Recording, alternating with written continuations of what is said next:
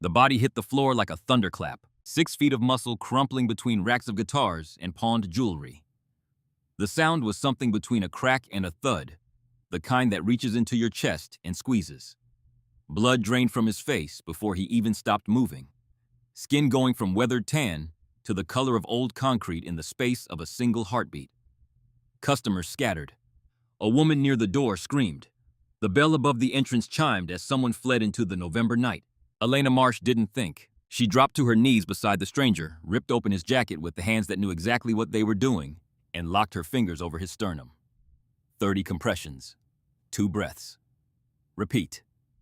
The rhythm took over like a second pulse automatic, and relentless, the same rhythm she'd performed hundreds of times under the fluorescent cruelty of Crestwood Memorial's emergency room. But we need to go back. Before the pawn shop. Before the stranger on the floor. Before everything changed.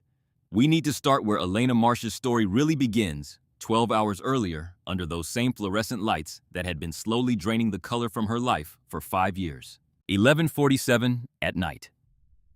The clock on the wall of Crestwood Memorial Medical Center ticked forward with the same tired indifference as everything else in the building. The fluorescent tubes overhead hummed at a frequency that seemed designed to burrow into your skull and nest there, a sound so constant that most people stopped hearing it after their first month. Elena still heard it. 5 years in, and she still heard it every single shift. She peeled off her latex gloves in the staff locker room on the second floor, fingers trembling. Not from exhaustion, though. 14 hours on her feet had turned her legs into columns of dull fire. The trembling came from something deeper, something she'd never been able to name properly. The quiet weight of another day spent keeping strangers alive, while her own life slowly came apart at the seams. 29 years old. 5 years of emergency nursing. Tonight's roster had included a 52-year-old construction worker with chest pains who'd waited 3 hours before his wife convinced him to come in. A motorcycle accident, 20-year-old kid road rash from his shoulder to his hip screaming for his mother, while Elena held pressure on the wound and talked him through the worst of it. And then the 9-year-old who'd swallowed half a bottle of his grandmother's blood pressure medication. That one had been close. That one had required the kind of precision and speed that left you hollow afterward, like someone had scooped out your insides and left only the professional shell. All 3 went home breathing. All 3 would forget her name by morning. Elena changed out of her scrubs, navy blue with small coffee stains that 3 wash cycles couldn't budge, and pulled on jeans and a gray hoodie that smelled faintly of the lavender detergent she bought in bulk because it was the cheapest option at the corner store. Her hospital badge still hung from a lanyard around her neck. She noticed it, considered removing it, then left it. Force of habit. The badge had been part of her identity for so long that taking it off felt like removing a limb. Crestwood Memorial Medical Center sat like a concrete fortress in the heart of Ridgemont City, where Lake Michigan wine cut through the streets with the casual violence of broken glass. The hospital had been built in the 70s, expanded haphazardly in the 90s, and neglected strategically ever since.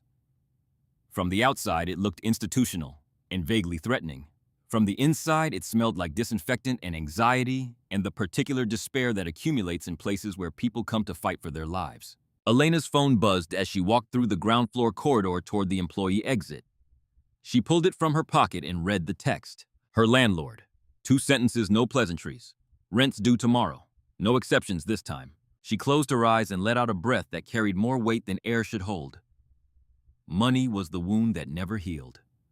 Her mother's cancer treatment 2 years ago had carved a crater in her finances so deep she could barely see the edges anymore. Margaret Marsh had survived, was in remission now, living with Elena's aunt in Wisconsin, and calling every Sunday to ask if Elena was eating enough. The cancer was gone, but the bills remained, $140,000 of them reduced by insurance to a merely devastating $62,000, which Elena had been chipping away at with the determination and hopelessness of someone trying to empty Lake Michigan with a coffee mug. Her apartment in the Brookdale neighborhood wasn't much. 1 bedroom, walls thin enough to hear her neighbor's television through them, which was always tuned to late-night infomercials. A radiator that clanked through the night like a ghost dragging chains across an iron floor. But it was hers, and she was 3 months behind on rent, which was why she was heading to a pawn shop at midnight instead of collapsing into the bed that her body was begging for. The drive took 11 minutes. Her car, a 12-year-old Honda Civic with a dent in the rear bumper and a check engine light that had been glowing amber for 3 months, started on the second try. She drove south on Lake Shore, then cut west on Fletcher, watching the neighborhoods deteriorate block by block. Nice restaurants became fast food joints. Boutiques became check-cashing places with bars on the windows. Tree-lined sidewalks became cracked concrete under streetlights that worked only half the time. The pawn shop sat on the corner of Fletcher and Ninth, sandwiched between a closed diner with newspaper taped over its windows and one of those check-cashing stores.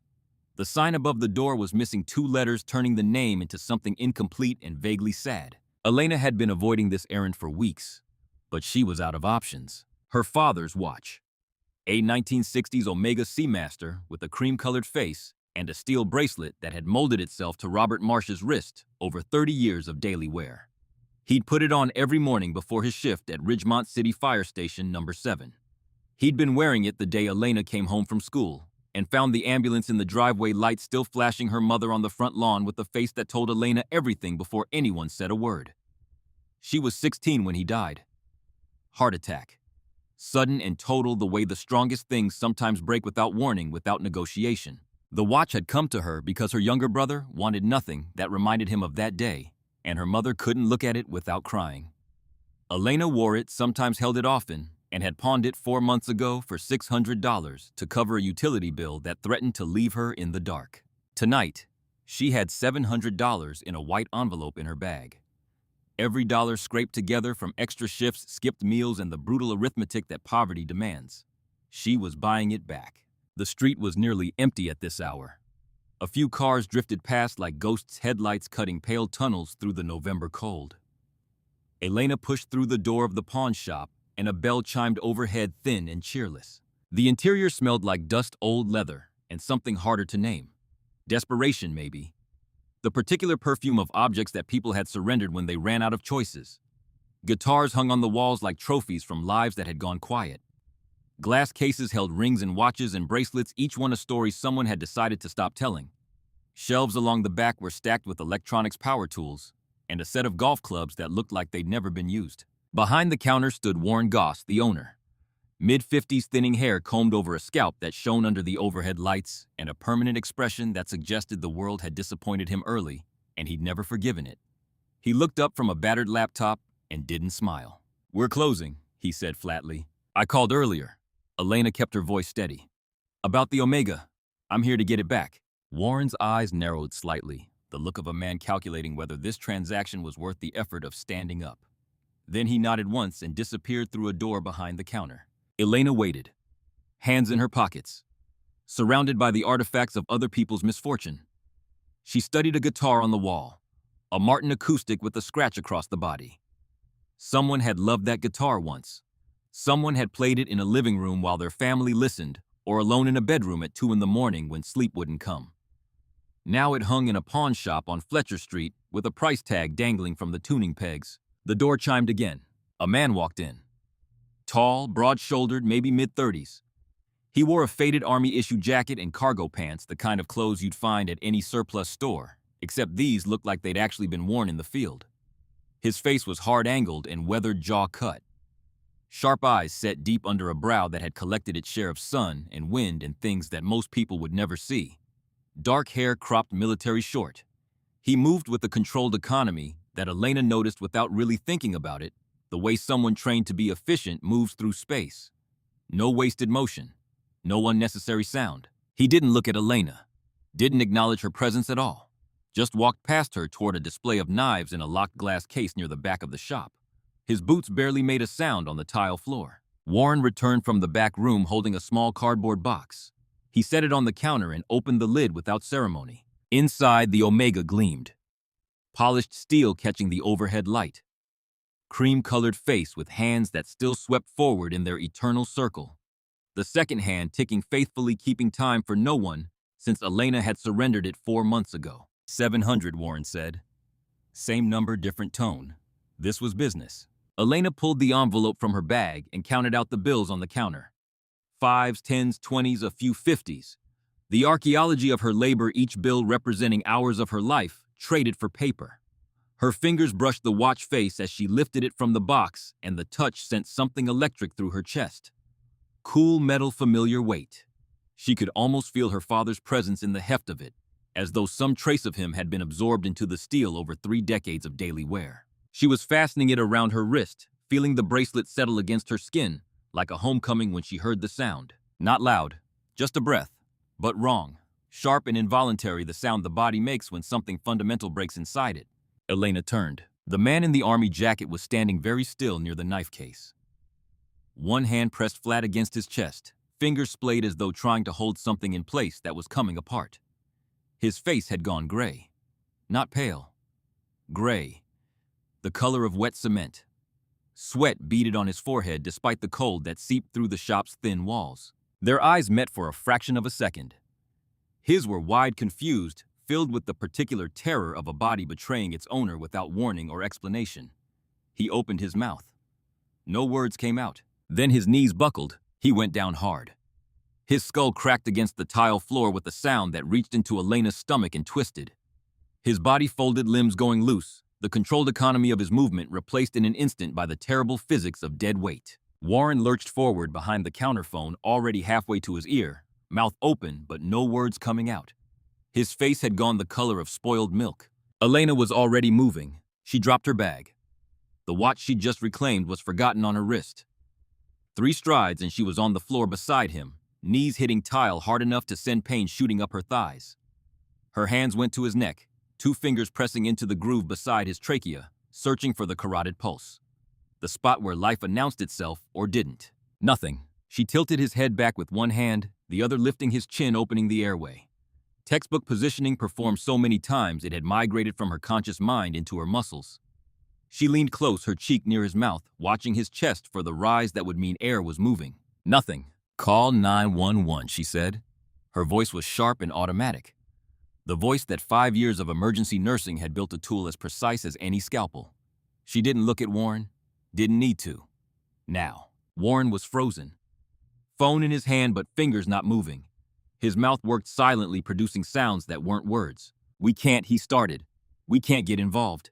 If he dies here, if someone sues, call them now." Elena ripped open the man's jacket, found the hem of his shirt and yanked it up, exposing his chest. Pale skin pulled tight over heavy muscle. A few scars, one surgical, a thin white line running along his left side. Another near his shoulder, smaller, irregular, the mark that shrapnel leaves behind. She registered these details in the clinical fraction of her brain that never stopped cataloging, then pushed them aside. She locked her fingers together, right hand over left, positioned the heel of her palm over the center of his sternum, and started compressions. 1, 2, 3, 4. The rhythm took over.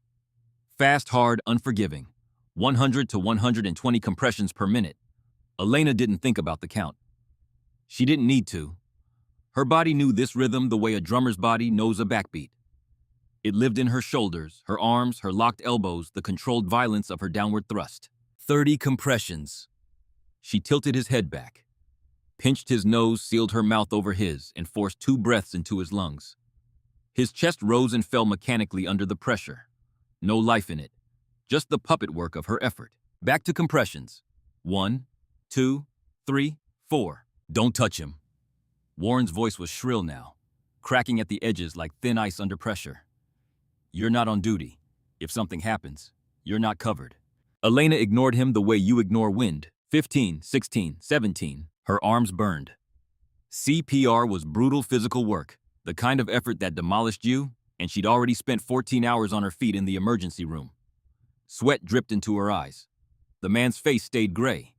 His lips were turning faintly blue, the color of a winter sky just before dark, which was the color of oxygen leaving the blood, which was the color of death arriving. She bent down, sealed her mouth over his again, forced air into lungs that didn't want it.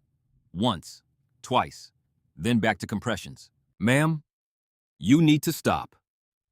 Warren was behind the counter now, as though the Formica barrier could protect him from liability. His voice had climbed towards something between hysteria and pleading. "We're not covered for this. The insurance doesn't. You can't just—" "Shut up." 2 words. Flat and absolute. Elena didn't look at him. Her world had compressed to the dimensions of this moment. The floor under her knees, hard and cold through her jeans. The broad plane of his chest under her palms. The count in her head steady as a metronome.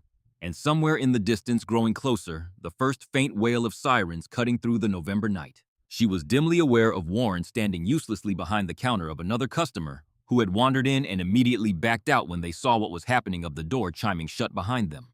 None of it mattered. Nothing existed except the count and the compressions and the man beneath her hands, whose brain was dying one cell at a time. Come on, come on. She could feel her father's watch pressing against her skin as she worked the steel bracelet warm now from her body heat. Every second without oxygen was a neuron winking out a memory, erased a function lost. 4 minutes was the threshold. Beyond 4 minutes, the damage became exponential. Beyond 6, you were fighting for something that might not be worth saving. Beyond 10, you were performing compressions on a body that had already made its decision. 30, be 30. Breathe. Her shoulders screamed. Her lower back was a knot of fire that sent bolts of pain through her spine with every compression. The muscles in her forearms had begun to cramp, fingers threatening to unlock from their interlaced position. She held them together through will alone. The sirens grew louder, closer. Red and blue light began to pulse through the shop's front window, throwing colored shadows across the walls of guitars and glass cases. And then, a shudder. Faint, but real. Not from her effort. From him. His chest hitched on its own. A spasm, then a breath ragged and thin pulled itself into his lungs without her help. His diaphragm contracted. His ribs expanded. Air moved. Elena sat back on her heels, gasping. Her arms fell to her sides, trembling violently, fingers curled into claws from the sustained effort. She watched his face. His eyes fluttered. Unfocused, confused, like someone surfacing from deep water into blinding light. A small sound escaped his throat. Part groan, part bewilderment. The sound of consciousness returning to a body that had briefly abandoned it. Stay with me. Elena leaned over him, one hand on his shoulder. Her voice shifted from the sharp command of emergency mode to something softer, steadier. Paramedics are almost here. You're okay. Stay with me. His gaze found hers. Struggled to focus. His pupils were dilated, swimming in the pale gray of his irises. His lips moved, forming shapes that might have been words, but no sound came out except another weak groan. The shop door burst open. 2 paramedics rushed in with a gurney and a medical kit. Their movements brisk and professional, the choreography of emergency response that Elena knew as intimately as her own heartbeat. She moved aside, giving them space, but stayed close enough to provide information. Sudden cardiac arrest. No pulse, no respiration when I found him. Started CPR immediately. Approximately 4 minutes of compressions before he regained spontaneous breathing. No medication administered. The lead paramedic, a woman in her 40s with sharp eyes, and the particular calm that comes from years of encountering the worst moments of people's lives, glanced at Elena's badge. The hospital ID still hanging around her neck. Elena Marsh, RN Crestwood Memorial, printed beside a photo that had been taken 3 years and several lifetimes ago. You're a nurse. ER Crestwood. The woman nodded once. Professional recognition. Then she turned back to the patient, checking vitals, starting an IV line. Her partner was already maneuvering the gurney into positions.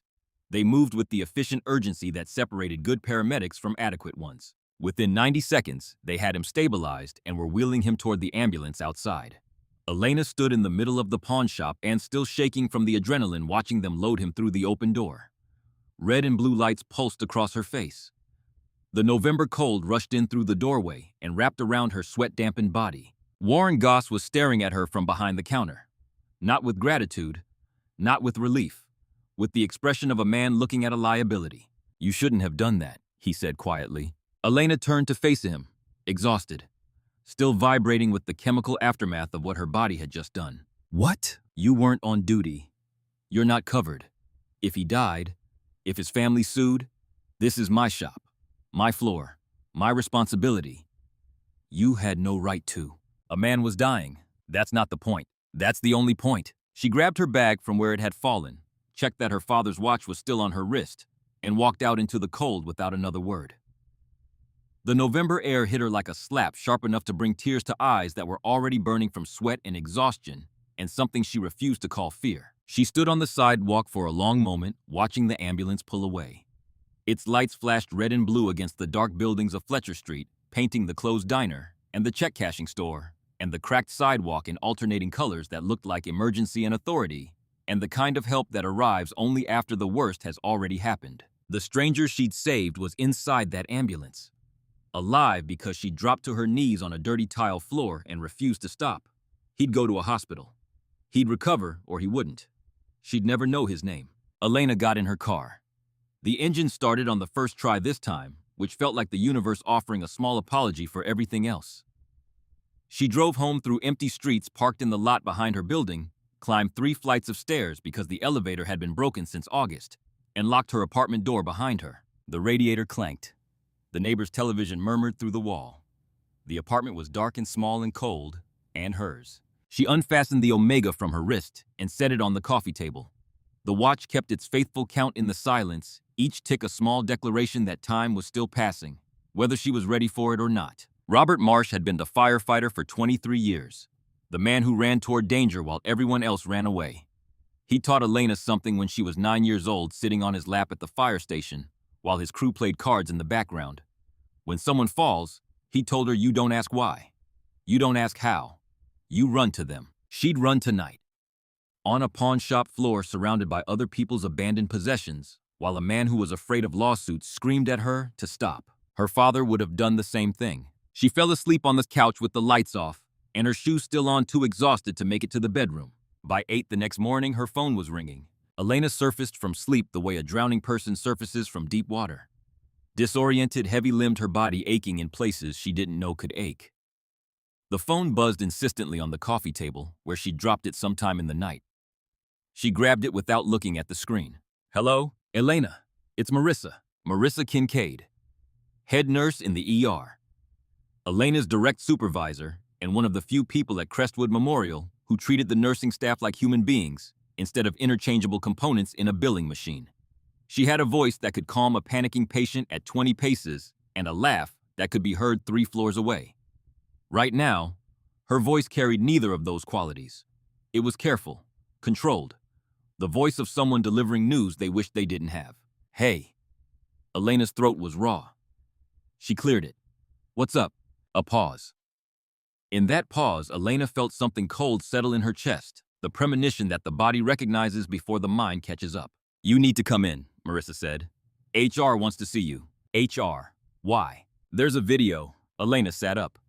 The couch springs protested beneath her. The apartment was gray with morning light filtering through thin curtains that did nothing to stop the cold. What video? From last night. At the pawn shop. Someone filmed you doing CPR. It's everywhere, Elena. Everywhere. It's gone viral. 2 million views and climbing. People are calling you a hero. The word landed wrong. Hero. It should have felt good. It should have felt like recognition, like validation, like the world finally noticing what nurses did every single day without applause or appreciation. Instead, all Elena felt was a spreading numbness that started in her chest and radiated outward. Why does HR want to see me? Another pause. Longer this time. Heavy with the weight of things Marissa couldn't say over the phone. Just come in. As soon as you can. The line went dead. Elena sat in the gray morning light for a full minute without moving. Her father's watch counted seconds on the coffee table beside her. Outside, the city was waking up. Cars on the street below. A dog barking somewhere. The ordinary sounds of an ordinary morning in Ridgemont City, a city that didn't know yet that everything was about to change. She showered fast. The water was barely lukewarm because the building's boiler operated on the same principle as the elevator, which was to say it worked when it felt like it. She dressed in clean-clothes jeans and a dark sweater and drove to Crestwood Memorial in a silence that felt like the inside of a held breath. The hospital's main entrance swallowed her into fluorescent light and the smell of disinfectant. She took the elevator to the 3rd floor, where human resources occupied a cluster of beige offices decorated with motivational posters about teamwork and excellence that nobody had ever read without irony. The receptionist, a young guy named Kevin who usually smiled at her and asked about her shifts, wouldn't meet her eyes. He directed her to a conference room with the careful politeness of someone who'd been told not to say anything. The door was already open. Inside sat 3 people. Patricia Holt, the HR director. A woman in her mid-50s with steel gray hair cut to her jawline and a face that seemed designed to deliver bad news. She wore a navy blazer over a white blouse, and everything about her was pressed and precise and impenetrable. She did not smile when Elena entered. She did not stand. Gordon Lowe, the hospital's legal counsel. Thin and pale with wire-rimmed glasses that made his eyes look slightly too large for his face. He had a legal pad in front of him covered in notes that Elena couldn't read from the doorway. And Donald Pratt, the chief operating officer. A man in his late 50s who'd spent more time in boardrooms than hospital wards and had the smooth, PR-friendly face to prove it. His suit was charcoal gray. His tie was red. His shoes gleamed with the particular shine that came from never having stepped in anything unpleasant. None of them stood when she entered. None of them offered a greeting that could be confused with warmth. "Miss Marsh," Patricia said, gesturing to an empty chair across the table from the three of them. "Please sit." Elena sat. Her hands were folded in her lap, not out of composure, but because she didn't trust them not to shake if she left them visible. Patricia opened a manila folder and slid a printed screenshot across the polished table. It was a freeze frame from a video. Elena recognized herself immediately on her knees on the pawn shop floor. Hands locked over the stranger's chest, face tight with the fierce concentration that came from knowing someone's life depended on the next 30 seconds. Her hospital badge was clearly visible, hanging from the lanyard around her neck, the Crestwood Memorial logo, and her name catching the overhead light. "I assume you've seen this," Patricia said. "I just heard about it this morning." The video has been shared across multiple platforms. Gordon Lowe's voice was dry and precise, each word measured out like medication. Facebook, Twitter, TikTok, Instagram. Local news outlets have picked it up. By this afternoon, it'll probably be national. Elena looked at the screenshot, at herself, frozen in the act of saving a life. She looked young in the image, frightened, determined. "Okay," she said. In the video, Patricia continued, "You're clearly identifiable as a Crestwood Memorial employee. Your badge is visible. You appear to be wearing hospital scrubs. I'd just gotten off shift. I stopped at the pawn shop on my way home. You were off duty." Donald Pratt said it, not as a question, as an accusation already formed and awaiting confirmation. "Yes. And you performed medical intervention on a civilian without hospital authorization, without proper liability coverage, and while visibly representing this institution." The words landed like stones dropped from a height, each one heavier than the last. Elena felt her throat tighten, felt the cold thing in her chest spread further, felt the first tremor of understanding of where this was going. A man was dying. "I did what I was trained to do. You exposed this hospital to significant legal risk." Patricia's voice was flat, toneless, the voice of a machine processing a transaction.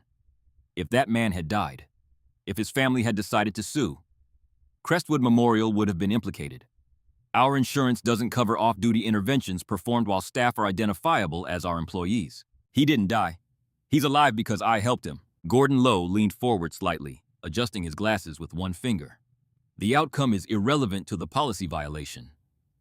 The hospital has clear guidelines about off-duty conduct, particularly when it involves medical procedures that could create liability exposure." Elena stared at him, at this thin, pale man who spoke about saving a human life in the same tone he might use to discuss a parking infraction. "Are you serious right now, Ms. Marsh?" Patricia's voice was a door closing. "This is not a debate. You acted recklessly. You put this institution at risk. The optics alone." "Optics." The word came out of Elena's mouth like something she'd bitten into and found rotten. She could feel the anger now rising through the numbness, hot and bright and dangerous. A man had no pulse. He wasn't breathing. "I had maybe 4 minutes before brain damage became irreversible. And you want to talk to me about optics? We want you to understand the gravity of what you've done." Donald Pratt's voice was smooth and controlled, the voice of a man who'd spent decades managing perceptions. "Crestwood Memorial has a reputation to protect. We can't have employees acting without proper authorization and creating situations that reflect poorly on this institution." The room was very quiet. The fluorescent lights hummed overhead. Somewhere below them in the emergency room where Elena had spent 5 years of her life, nurses and doctors were treating patients, saving lives, doing exactly what she'd done on that pawn shop floor. The only difference was a badge and a building. Elena looked at each of them in turn. Patricia with her closed fist of a face and her manila folder of ammunition. Gordon with his legal pad and his wire-rimmed calculations. Donald with his charcoal suit and his red tie and his gleaming shoes that had never stepped in blood. "So what happens now?" she said. Patricia closed the folder. The sound was small and final, like the click of a lock. "Effective immediately, your employment with Crestwood Memorial Medical Center is terminated." The words hit like a fist to the solar plexus. Not because Elena hadn't seen them coming. She had somewhere in the back of her mind from the moment Marissa's voice had gone careful on the phone. But knowing a blow is coming doesn't stop it from hurting.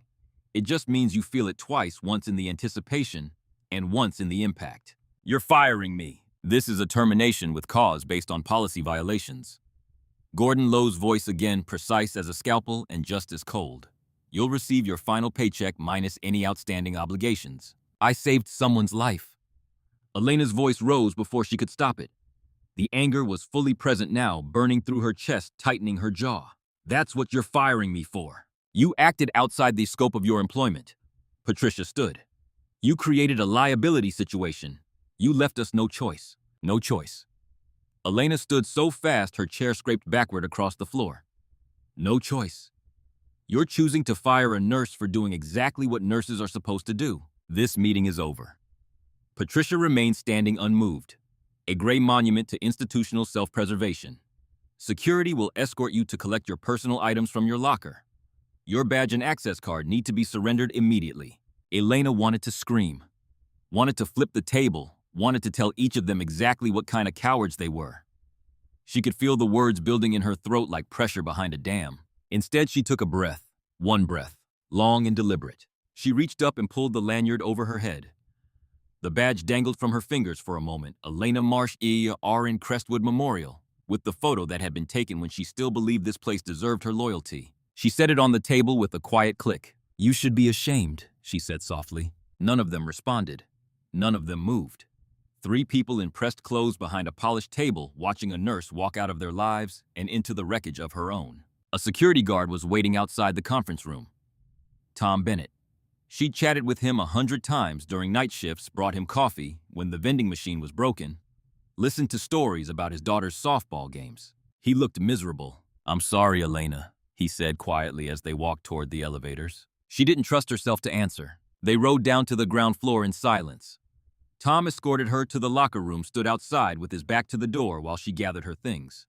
A spare set of scrubs, some protein bars she kept for shifts that ran long, a photo of her and her mother from before the cancer, both of them squinting into summer sun at a park in Milwaukee.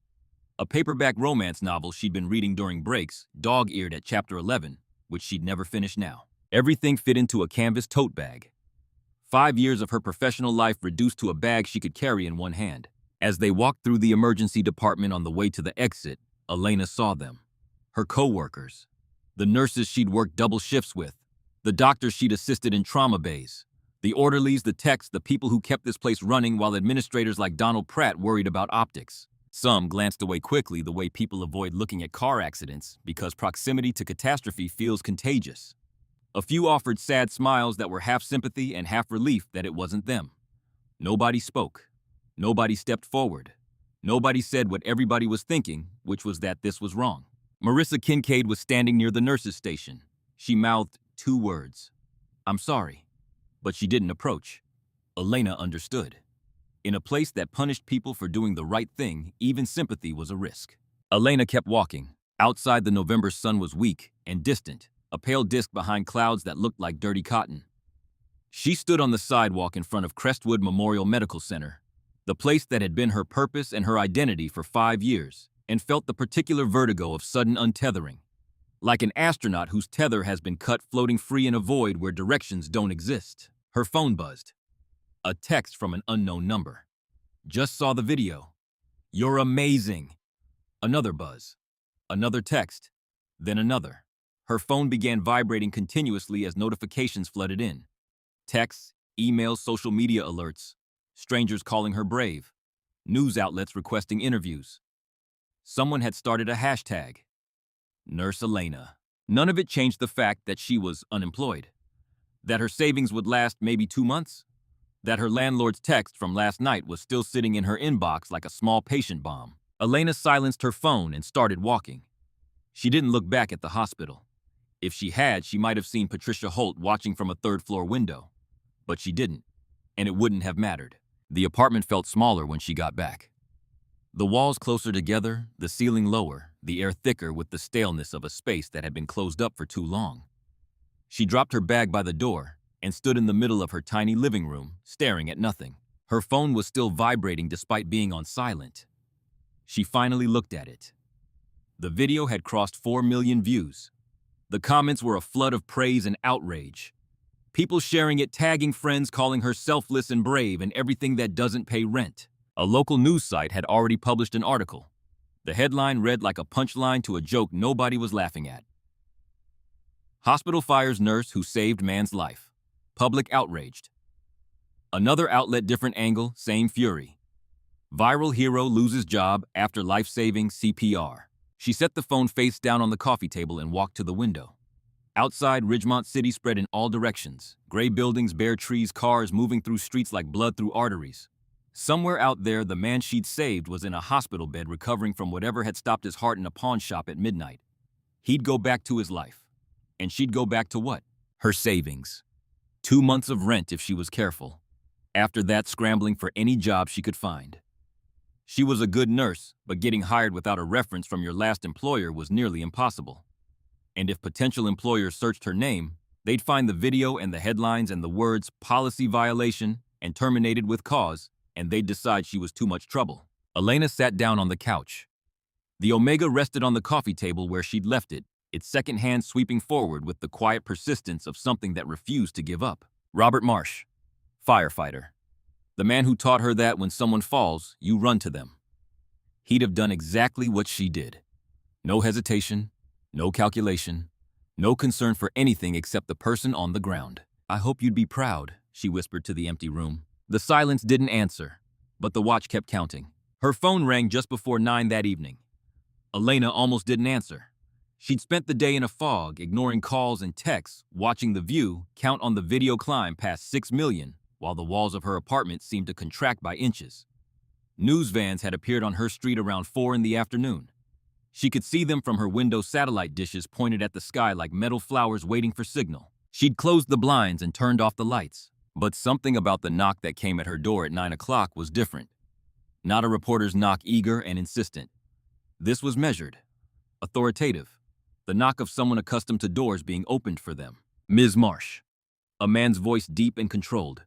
My name is Captain Brent Decker, United States Navy. I need to speak with you about the man you saved. Elena's heart kicked against her ribs. She walked to the door and looked through the peephole. 2 men stood in the hallway. One was about 50 with iron gray hair and a jaw that looked like it had been quarried rather than grown. He wore a crisp navy dress uniform with ribbons and insignia that gleamed even in the dim hallway light. Beside him stood a younger officer, also in uniform, with the rigid posture of someone who'd been standing at attention since birth. Elena's hand hesitated on the deadbolt. Who are you? She called through the door. Captain Brent Decker, United States Navy. This is Lieutenant Hadley. We need 5 minutes of your time. It's urgent. She opened the door, but left the chain on, studying them through the 4-inch gap. What's this about? Captain Decker's eyes were the color of winter steel. The eyes of a man who had seen things he'd decided not to discuss in civilian company. The man you performed CPR on last night. His name is Lieutenant Commander Nathan Cross. He's an active duty Navy SEAL. What happened to him at that pawn shop is a matter of national security, and we need to talk to you about it. May we come in? The words hit Elena in sequence, each one detonating a fraction of a second after the last. Navy. SEAL.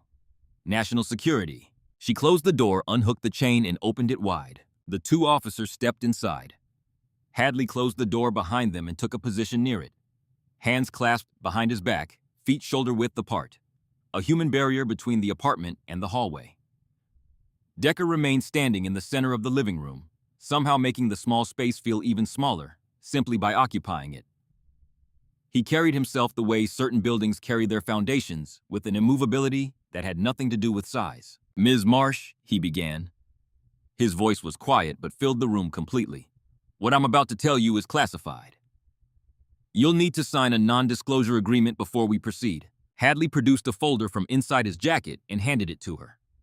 Inside was a single sheet of dense legal text with spaces for her signature at the bottom. Commander Cross was conducting sensitive off-grid operations when he suffered sudden cardiac arrest. Decker continued his tone, that of someone delivering a briefing rather than a conversation. He was alone, unmonitored in civilian territory. If you hadn't intervened, he would have died. And with him would have died intelligence critical to ongoing national security operations. Elena looked up from the paper. Her mouth was dry. He's okay. He's alive. Stable. Expected to make a full recovery. Because of you. Something loosened in Elena's chest. A tension she hadn't known she was carrying, held in place since she'd watched the ambulance pull away from the pawn shop the night before. The CPR you administered saved his life, Decker went on. But it also created a situation. Commander Cross's presence in that location, his medical emergency, the attention it's drawn. All of this is problematic from an operational security standpoint. I didn't know who he was. I still don't really. I just saw someone who needed help. We know. Your actions were exemplary. But the video that's circulating is a security concern. Commander Cross's face is partially visible. We're working to have it scrubbed from social media, but the damage to his operational cover is already done. Elena sat down slowly. The weight of the day, the termination, the viral video, the news vans outside, and now this was pressing down on her with a force that made standing feel like an act of defiance. So what do you want from me? Your silence. Decker said it without apology. You signed the NDA. You speak to no one about Commander Cross's identity or his service status. As far as the public is concerned, he was just a civilian who had a medical emergency. That's it. Elena looked at the paper. Her hand trembled slightly as she picked up the pen that Hadley offered. What happens if I don't sign? Decker's expression didn't change.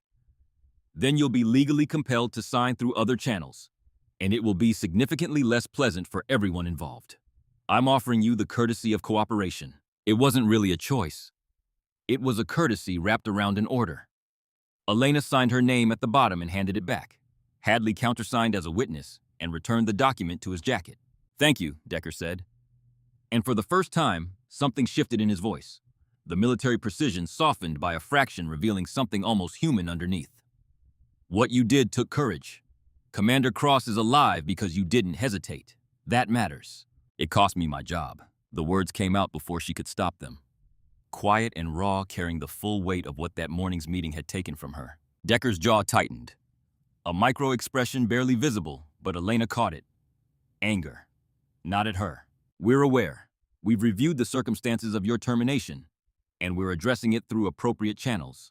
Before she could ask what that meant, he was moving toward the door. Hadley opened it, checked the hallway with a quick professional sweep, and stepped out. Decker paused at the threshold and looked back at her. You did good work, Ms. Marsh. Don't let bureaucrats convince you otherwise. Then he was gone. Both of them moving down the hallway with the silent efficiency of men who were trained to enter and exit spaces without leaving traces. Elena stood in her apartment door, still open, staring at the empty hallway. From outside through the closed blinds, she could hear the murmur of reporters camped on her street. Inside, the radiator clanked its rhythm. She closed the door and locked it. Leaned against it for a long moment, forehead pressed to the cool wood. Navy SEAL. National Security.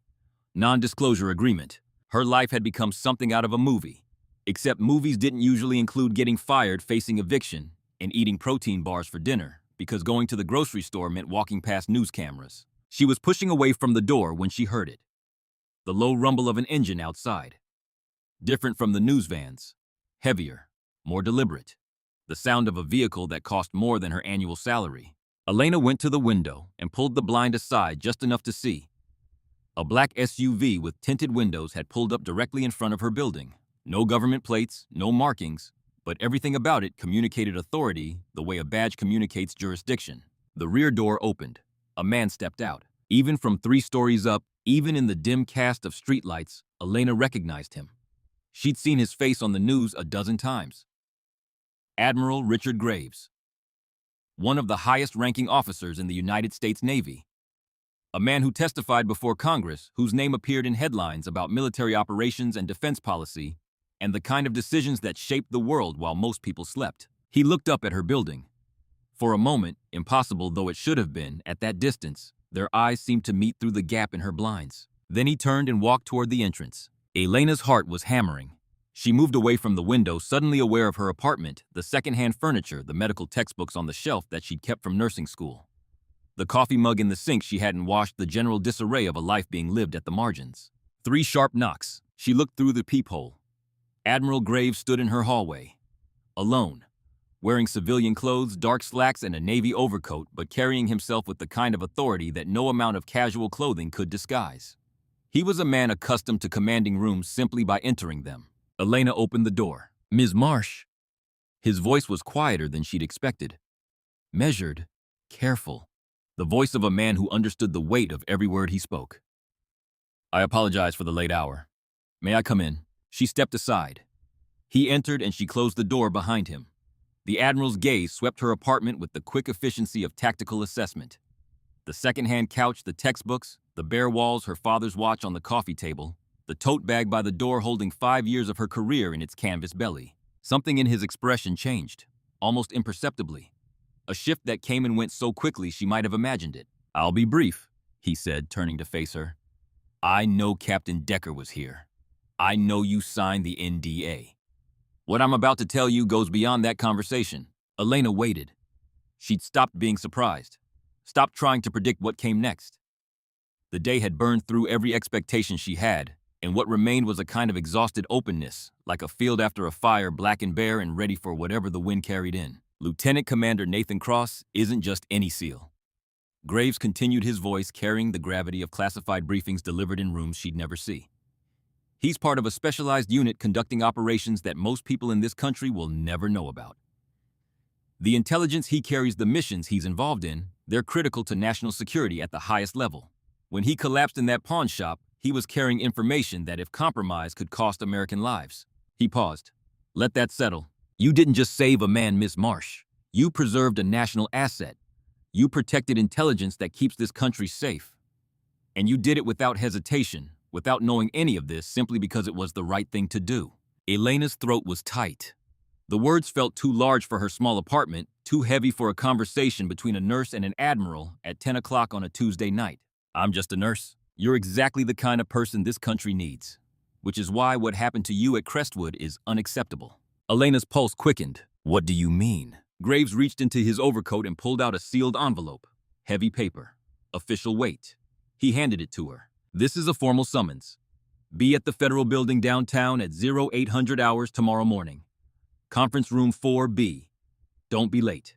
She took the envelope with fingers that had gone numb. "Why? What's going to happen?" Justice Graves said. The word was simple and absolute, delivered with the certainty of a man who had spent his career ensuring that the word meant something. He moved toward the door, then stopped, turned back to her one more time. His eyes found the Omega on the coffee table. "Your father was a firefighter, Robert Marsh." Elena's breath caught. "How do you—" "I make it my business to know about people who do the right thing when it costs them everything. He raised you well." Before she could respond, he was gone. The door closed behind him with a soft click. Footsteps receded down the hallway. From outside, the SUV's engine rumbled to life and then faded into the night. Elena stood alone in her apartment, holding the envelope, her father's watch marking time on the coffee table beside her. She opened the envelope with shaking hands. Inside, a single sheet of official letterhead bearing the seal of the Department of Defense. A summons typed in the precise language of federal authority. Her name, tomorrow's date. 0800 hours, Federal Building. Ridgemont City Conference Room 4B. At the bottom, in handwriting that was sharp and precise, the handwriting of a man who signed orders that moved warships. "They made a mistake. Tomorrow we correct it. RG." Elena read it 3 times. Then she sat down on her couch and set the letter on the coffee table next to her father's watch. 2 objects, one old and worn and carried by a man who ran into burning buildings, one new and crisp and delivered by a man who commanded the seas. She didn't sleep that night. She sat on her couch watching the numbers on her phone's clock tick forward. Midnight. 1, 2. The city quieted outside her window. The news vans went dark. The reporters retreated to their vehicles to sleep or to coffee shops to file stories. Elena sat in the silence and thought about her father, about the stranger on the pawn shop floor, about Patricia Holt's closed face and Donald Pratt's gleaming shoes, and the cold click of her badge being placed on a conference table, and about tomorrow, about justice and what it might look like when it finally arrived. She dressed like someone going to war, not armor, not weapons, but the careful, deliberate assembly of a woman who understood that the next 12 hours would determine whether she had a future or a footnote. Dark slacks, the only pair she owned without a crease in the wrong place. A white blouse she'd ironed at 5 in the morning while the apartment was still dark, pressing the collar flat with the kind of focus she normally reserved for wound closures. The blazer came last navy blue, purchased 3 years ago for a hospital awards dinner she'd attended alone. And it still fit, which was one of the few things in her life that hadn't changed. Her father's watch went on her wrist. The weight of it settled against her skin like a hand on her shoulder. By 7:15, Elena was standing on the sidewalk outside her building. The news vans had returned with the dawn reporters drinking coffee from paper cups, cameras mounted on tripods like mechanical predators waiting for movement. They spotted her immediately. "Ms. Marsh, can you comment on your termination?" "Elena, how do you feel about the hospital's decision?" Did you have any idea who you were saving? She kept her head down and walked past them without a word. Her car was parked 2 blocks away. The Honda started on the second try. The check engine light glowed its familiar amber warning, which Elena had come to think of as the car's way of saying, "I'm still here, but don't push it." The federal building sat in the heart of downtown Ridgemont City, 20 stories of granite authority, with flags snapping in the November wind at the entrance. Elena had driven past it 1,000 times on her way to and from the hospital. It had always been background part of the city's architecture, the way mountains are part of a horizon, something you see without really seeing. Today it was a destination, and as she pulled into the parking garage across the street, she felt the full weight of what that meant pressing against her ribs. Security was thorough. Metal detectors bagged searches stern-faced guards who checked her ID 3 times before allowing her through. A young woman in a dark suit met her in the lobby, professional smile, firm handshake. "Ms. Marsh, I'm Amanda Pierce, liaison officer. If you'll follow me." They took an elevator to the 14th floor. The hallway was all polished floors and government-issue artwork. Landscapes of places Elena had never been mounted in identical frames at identical intervals, as though someone had been given a ruler and a mandate to eliminate personality from the corridor. "Do you know what this is about?" Elena asked. Amanda glanced at her with an expression that was carefully professionally empty. "I'm just here to make sure you find the right room." Conference room 4B had double doors of dark wood with brass handles that caught the overhead light. Amanda opened them and stepped aside. "Good luck," she said quietly. The room was larger than Elena expected. A long table of dark wood dominated the center, surrounded by high-backed leather chairs that looked like they'd been designed for people who made decisions about other people's lives. Windows along one wall offered a view of Ridgemont City, stretching east toward Lake Michigan. Gray water meeting gray sky at a horizon that seemed uncertain about where one ended and the other began. 8 people were already seated. Admiral Richard Graves occupied the head of the table in full dress uniform, ribbons and medals arrayed across his chest in rows of color that represented decades of service and sacrifice. He looked different in daylight than he had in her apartment doorway. Larger somehow, more permanent.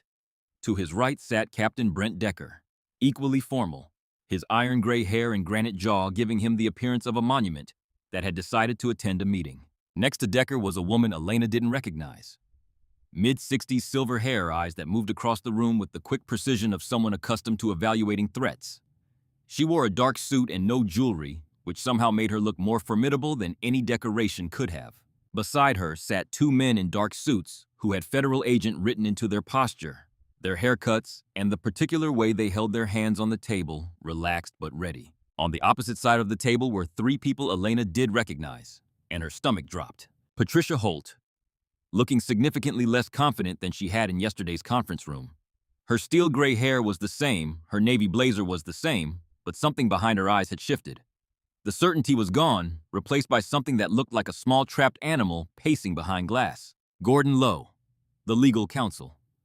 His wire-rimmed glasses caught the light as he adjusted them repeatedly, a nervous habit Elena hadn't noticed before.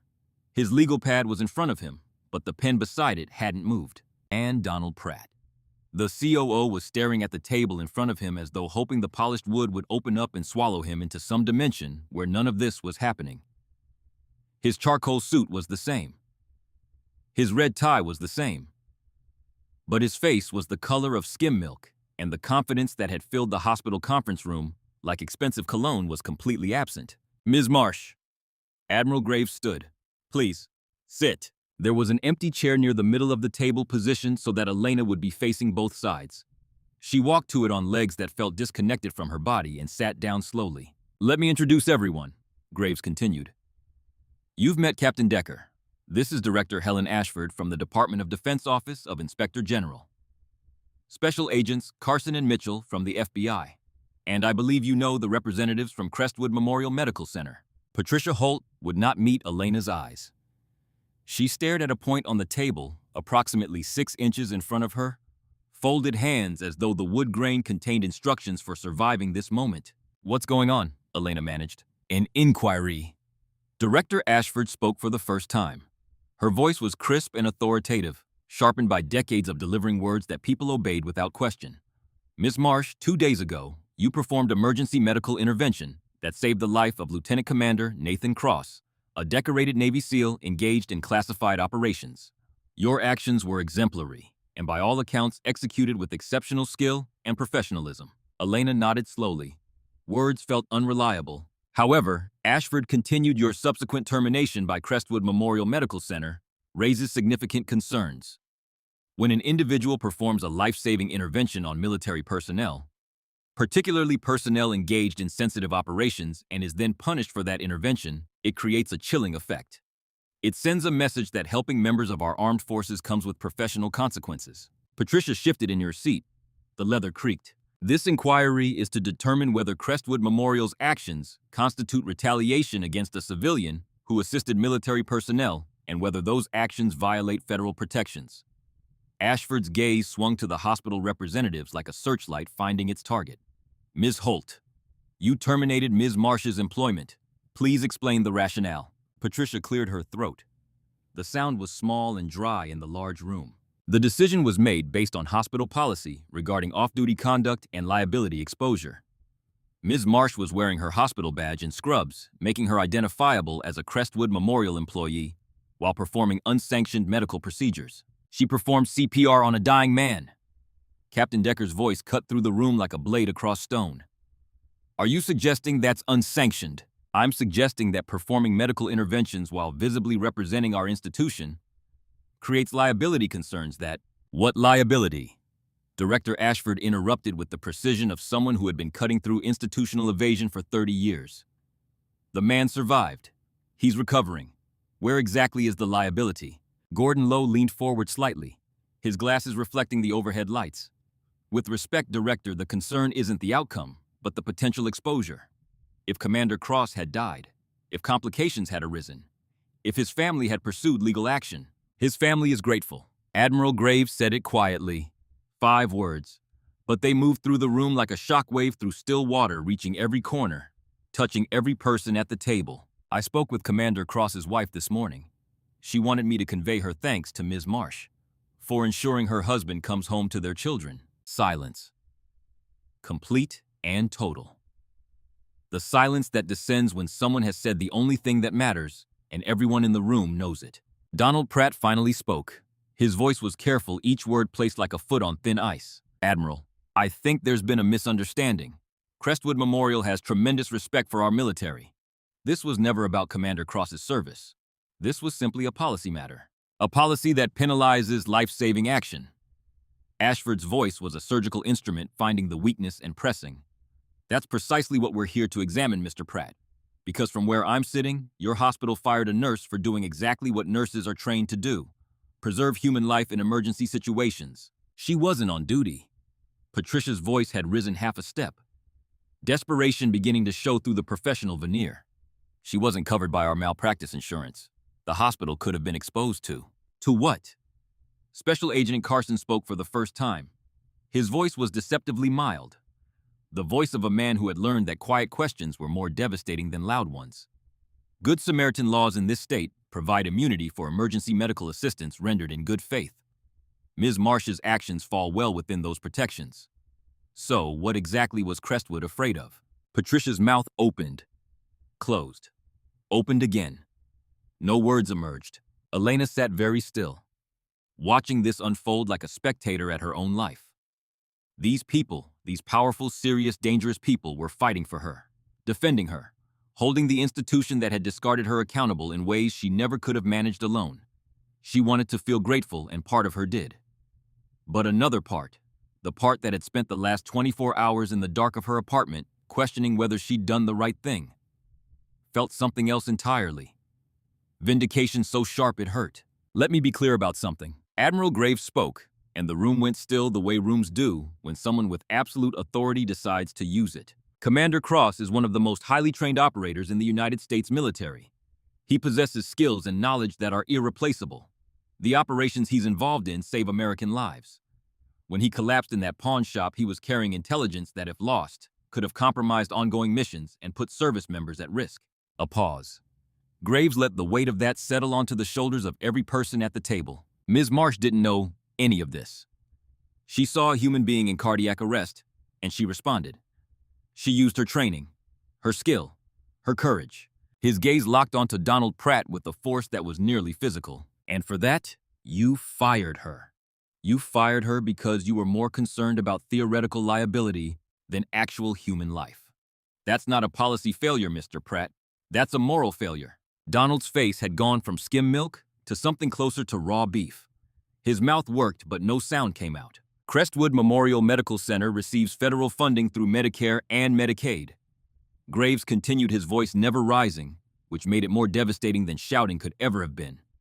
You participate in federal programs for veteran care.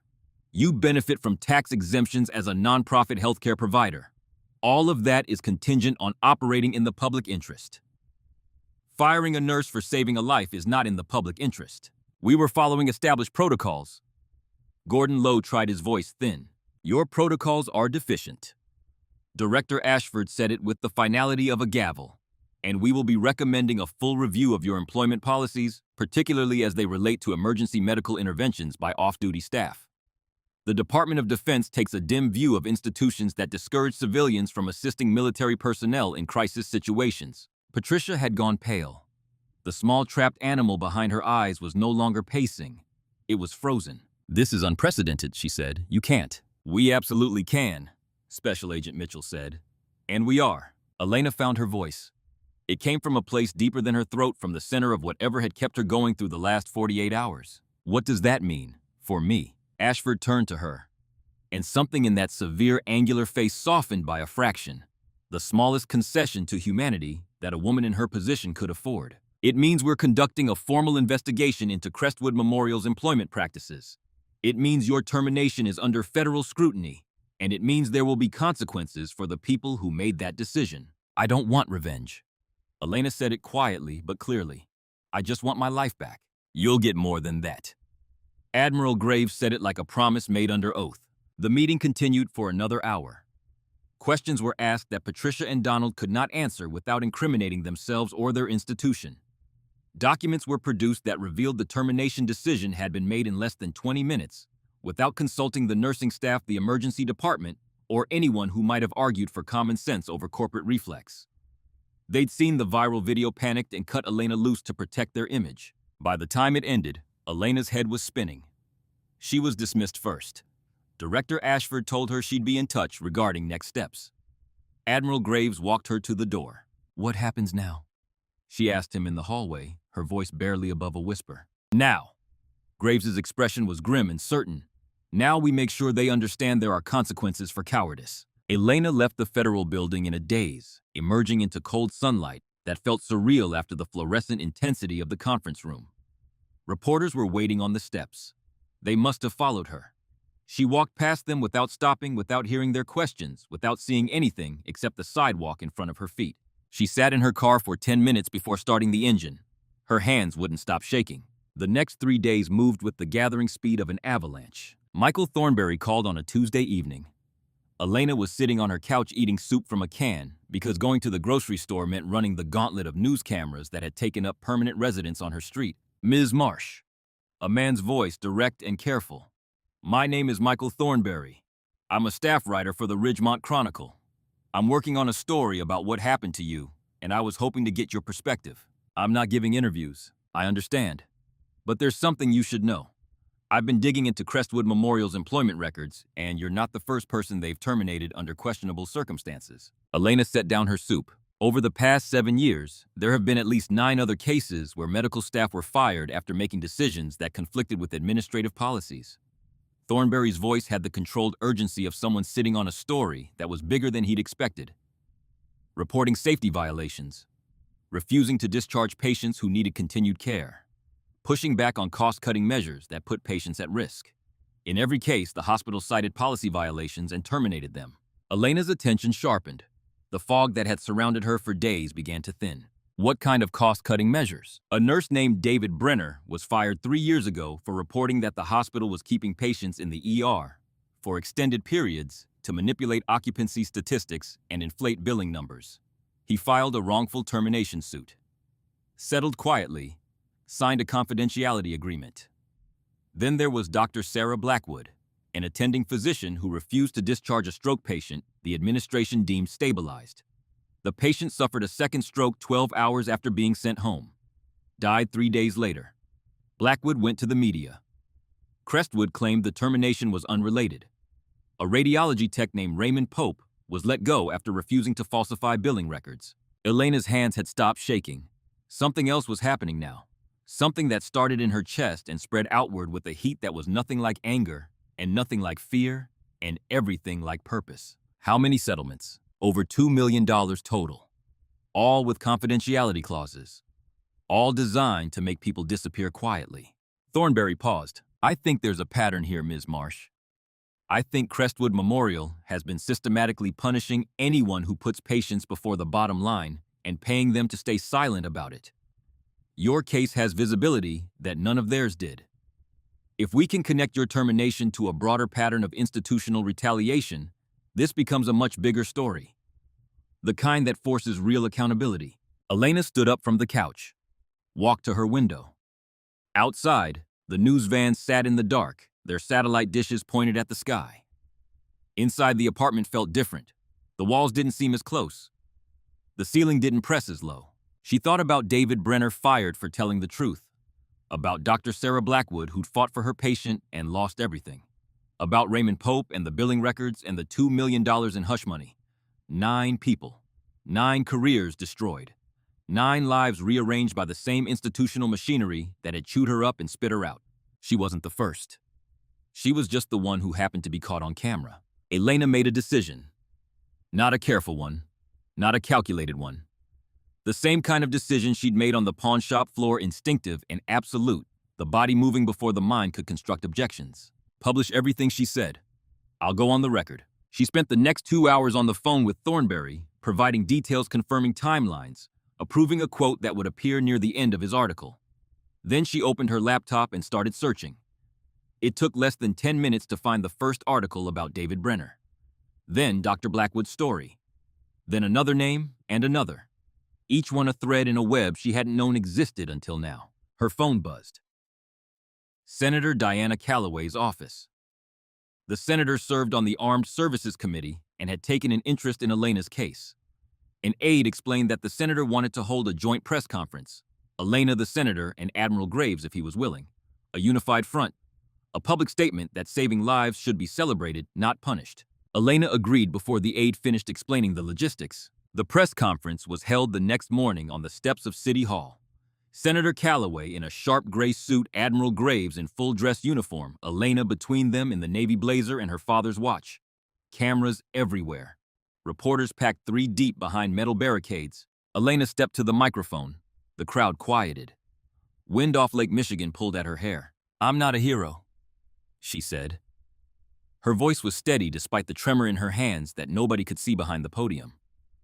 "I'm just someone who saw another person in trouble and did what I was trained to do. But I shouldn't have lost my job for that. Nobody should. And if this attention can help change things so that other medical professionals don't face the same retaliation, then maybe something good can come from all of this." 20 minutes later, it was over. She was back in the car, hands gripping the steering wheel, breathing slowly. Behind her, the media machine was already processing her words into headlines and sound bites and social media clips. Ahead of her, the city stretched out in every direction, full of people who would form opinions about her, based on a 30-second clip they'd watch while eating lunch. Thornberry's article dropped at 6 the next morning. The headline, Crestwood Memorial's Pattern of Silence. 9 staff members fired over 7 years for putting patients first. The piece was comprehensive, devastating. 9 names, 9 stories, all connected by the same institutional logic. Challenge the administration, get destroyed. Complain about patient safety, lose your career. Refuse to cut corners, find yourself signing a confidentiality agreement in exchange for a check that would never be enough to compensate for what they'd taken. Elena's quote appeared near the end. "I don't regret saving Commander Cross. I'd do it again without hesitation. What I regret is that Crestwood Memorial valued their liability concerns more than a human life." By 7 o'clock, the article was trending. By 8, protesters were gathering outside Crestwood Memorial with signs that read, "Patients over policy and fire the board." By 9, the hospital's board of directors had called an emergency meeting. By 10, Elena's phone rang with the call from Director Helen Ashford at the Department of Defense. Based on the Chronicle's reporting corroborated by our preliminary investigation, the Department of Defense is immediately suspending all discretionary contracts with Crestwood Memorial, pending full review. Research grants veteran care programs medical equipment subsidies. $8.3 million annually. Elena sat down, and CMS has opened their own investigation. Centers for Medicare and Medicaid Services. Crestwood's Medicare certification is under review. The words hit Elena with the force of something she hadn't anticipated. She'd wanted accountability. She'd wanted the truth exposed. But Medicare certification was the foundation of hospital revenue. Without it, Crestwood couldn't function. And inside that hospital were patients who had nothing to do with Patricia Holt's decisions or Donald Pratt's cowardice. That afternoon, Donald Pratt held an emergency press conference outside Crestwood. He stood at a podium flanked by lawyers, face-drawn tie slightly crooked, trying to contain damage that had grown beyond anyone's control. He offered Elena her job back with full pay and benefits. He acknowledged the termination had been hasty. He promised reforms. The crowd booed him off the podium. An hour later, Elena received an email from Crestwood's board of directors. Effective immediately. Donald Pratt placed on administrative leave pending investigation. Patricia Holt terminated. Gordon Lowe resigned. An interim leadership team to be announced within 24 hours. Patricia was gone. The woman who'd fired Elena with the cold efficiency of someone processing paperwork was now unemployed herself. Donald was effectively suspended.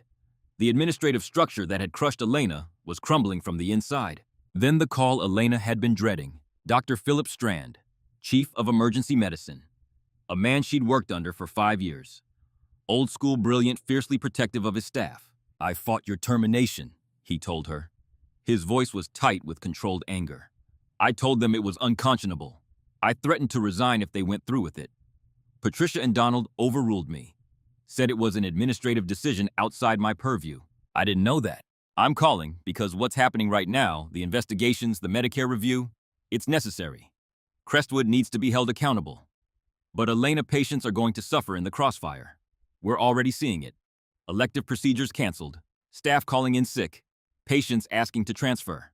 And if we lose Medicare certification, we close the ER within weeks. What do you want me to do about it? I want you to think about those patients when you're making decisions going forward." He paused. "I'm not asking you to forgive what they did. I'm not asking you to come back. I'm asking you to remember that Crestwood isn't just the people who wronged you.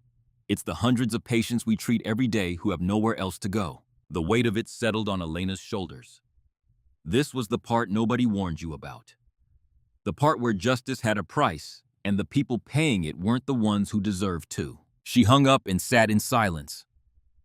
Outside her window, the city moved with its usual indifference. Cars and buses and pedestrians. People going to jobs they might hate but couldn't afford to lose.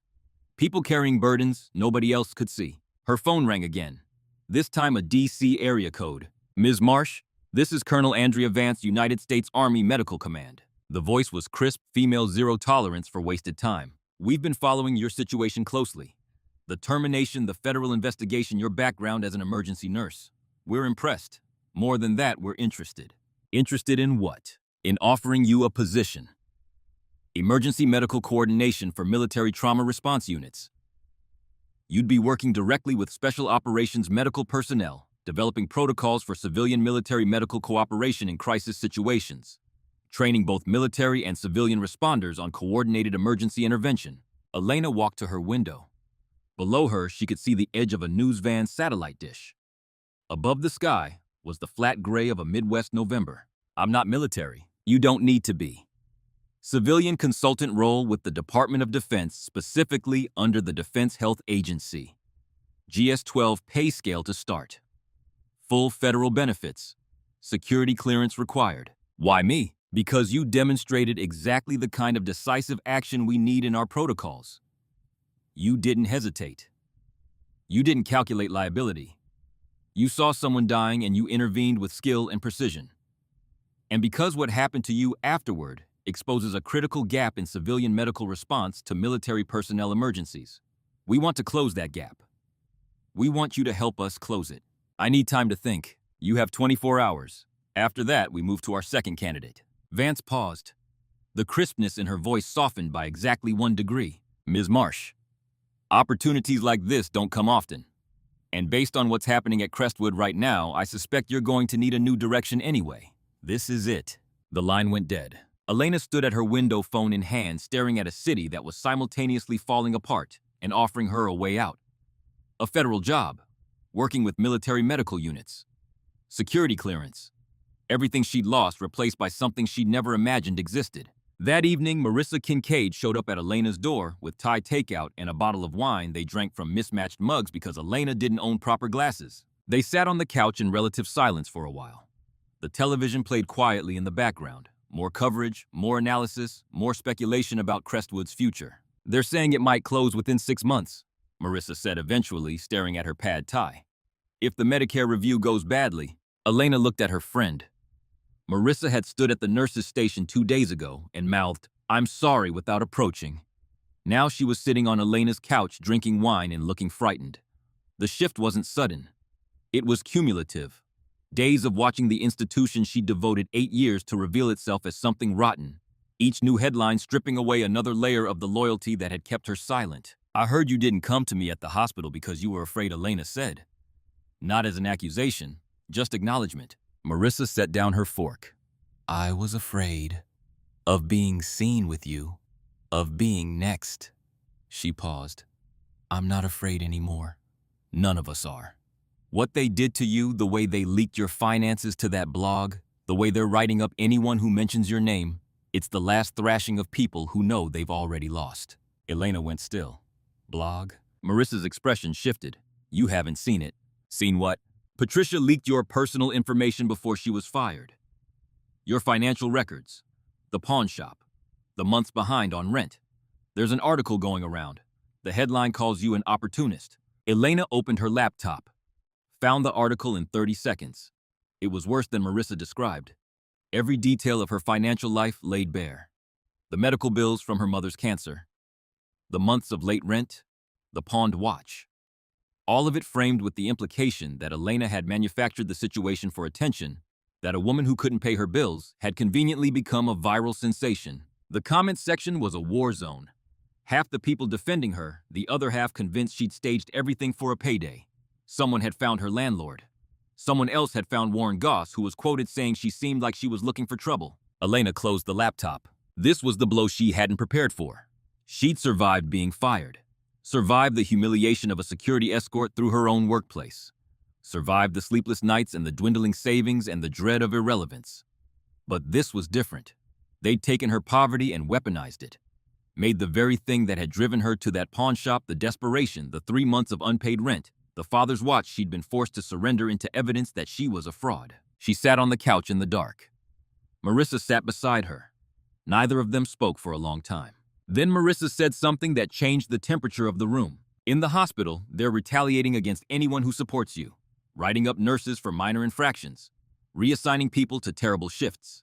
One doctor got a performance review for saying your name positively in the break room. They're terrified and they're punishing everyone in reach." Marissa turned to face Elena directly. "But here's the thing. It's not working. People are done being scared. What they did to you gave the rest of us permission to stop pretending everything was fine. 8 years I've worked there. 8 years of watching them bully and silence anyone who pushed back. You're the first person who fought, and you didn't even mean to. You just saved a man's life and refused to apologize." Something shifted inside Elena. Not dramatically, not with fireworks or revelation, just a quiet internal click, like a lock finding its key. She picked up her phone, opened Colonel Vance's email, typed 5 words. "I accept your offer. When do I start?" She hit send, but she wasn't finished. She wasn't going to leave Ridgemont City without saying one more thing. Not an attack on Crestwood. Not a call for blood. Something harder than that. Something that required more courage than anger. She spent the rest of the night writing. A statement for Senator Callaway's office. 7 drafts deleted and rewritten until the words felt true. She would ask people to remember that hospitals were made of more than their administrators. That patients still needed care. That nurses like Marissa and doctors like Dr. Strand were still inside that building every day, and they deserved protection even as the institution around them crumbled. She'd balance justice with mercy. Hold the institution accountable without burning down the people trapped inside it. It was, she thought, the hardest thing she'd ever done. Harder than CPR on a stranger's chest. Harder than sitting in a conference room while 3 people in pressed suits dismantled her career. Harder than reading an article that turned her poverty into a punchline. Because anger was easy. Rage was instinct, but choosing to care about the people in the building that had destroyed you, that required something her father had carried every day of his life into burning buildings and back out again. Grace under fire. Elena saved the document and closed her laptop. Then she sat in the dark of her apartment one last time, the Omega on the coffee table catching a sliver of streetlight through the blinds, its hands sweeping forward in the quiet dark, and she waited for morning. The morning broke cold and sharp over Ridgemont City. Elena stood at the podium on the City Hall steps for the second time in a week, but this time, the words were hers. Every syllable, every pause, every breath between sentences had been chosen in the dark of her apartment at 2 in the morning while the rest of the city slept. Senator Calloway stood to her left. Admiral Graves was absent this time. He'd sent word through Captain Decker that this was Elena's moment, not the military's. She appreciated that more than she could have explained. The crowd was larger than before. 300 people, maybe more, packed behind barricades on the sidewalk. Cameras from networks she recognized, and a few she didn't. Reporters with microphones extended like small weapons. Behind all of them across the street, she could see the edges of protest signs being held by people who'd driven from other cities to stand outside a hospital they'd never been inside. Elena looked down at her phone where she'd saved the statement. Then she looked up at the crowd and spoke without reading. "My name is Elena Marsh. 10 days ago, I performed CPR on a man who was dying. I didn't know who he was. I didn't think about liability or policy or consequences. I just knew someone needed help." Her voice carried across the steps, amplified by the microphone, but powered by something the microphone couldn't capture. What happened after that, my termination, the investigations, everything that's unfolded, none of it was what I wanted. I didn't set out to destroy an institution. I just wanted to save a life. She paused. The crowd was silent. Wind off the lake pulled at the flags above City Hall, making them snap like distant applause. But here's what I've learned. When institutions prioritize their own protection over the people they're supposed to serve, someone has to speak up. Not because it's easy, not because it's comfortable, but because silence protects the wrong people. She thought about David Brenner, Sarah Blackwood, Raymond Pope. 9 names she'd memorized from Michael Thornberry's article, 9 people who'd been swallowed by the same machine and never had the visibility to fight back. Crestwood Memorial is filing for bankruptcy. People are scared. Patients, staff, families. I understand that fear. But I'm not going to apologize for the consequences of their own choices. They fired me for saving a life. They silenced others who tried to do the right thing. They created a culture where fear mattered more than care. Now, what I will say is this. She looked directly into the nearest camera. Hospitals are more than their administrators. They're nurses working double shifts, doctors making impossible decisions, patients trusting strangers with their lives. Whatever happens to Crestwood as an institution, those people still matter. And I truly hope that what comes next is better for them than what came before. She stepped back from the microphone. The crowd erupted. Questions from reporters, shouts of support, the general chaos of a public moment ending. Senator Calloway took over fielding questions with the practiced ease of someone who turned other people's crises into legislative momentum. Elena walked down the steps, past the barricades, past the cameras, into the waiting car. She closed the door and sat in the back seat while Ridgemont City slid past the windows. She'd said what needed saying. The rest was noise. That afternoon, she drove to the Naval Medical Center on the north side of the city. A sprawling campus of white buildings with security gates and uniformed personnel moving with the purposeful rhythm of an institution that understood its mission. Room 412 was on the 4th floor. Elena stood outside the closed door for a long moment, suddenly nervous in a way she hadn't been at the podium. Speaking to 300 strangers was one thing. Facing the man whose heart she'd restarted with her bare hands was something else entirely. She knocked. "Come in." Lieutenant Commander Nathan Cross sat propped up in bed, IV. Lines running to his arm, monitors beeping their steady electronic lullaby beside him. He looked younger than she'd expected. 35 maybe, though the gray tinge had left his skin and been replaced by the pallor of someone who'd spent too many days under hospital lighting. Dark hair, sharp features, eyes that were alert and focused, and carrying an intelligence that seemed to process everything at once. Captain Decker stood near the window in civilian clothes, arms crossed. He nodded when Elena entered. "Ms. Marsh." Nathan smiled, and the expression transformed his face from something hard and operational into something unexpectedly warm. He started to sit up straighter. "Don't." Elena said it before she could stop herself. The nurse in her reflexive and absolute. You should rest. I've been resting for 2 days. I'm losing my mind. He gestured toward a chair beside the bed. Please. Elena sat. The room was quiet except for the monitors and the distant hum of hospital activity in the corridors. Familiar sounds. The soundtrack of her professional life, now heard from the other side of the bed. I don't really know what to say, Nathan began. Thank you seems inadequate for keeping someone alive. You don't need to say anything. I'm just glad you're okay. I'm alive because you didn't walk away. His gaze was steady. No deflection, no false modesty. The direct eye contact of someone trained to assess situations and speak plainly about them. Captain Decker told me what it cost you. Your job. Everything that happened since. That's not your fault. Maybe not. But I want you to know what you did mattered. Not just to me. To the people I work with. The missions I'm part of. He paused, choosing his next words with care. I can't tell you details. But there are things in motion right now that would have stopped cold if I died on that pawn shop floor. American lives that are safer because you kept me breathing. I didn't know any of that. That's what makes it extraordinary. Captain Decker spoke from the window, his voice carrying the quiet authority of a man who'd spent decades evaluating people. You helped because help was needed. Nothing more complicated than that. Nathan reached to the table beside his bed and picked up something small. He held it out to Elena, a coin heavy in her palm when she took it, bronze and silver larger than a quarter.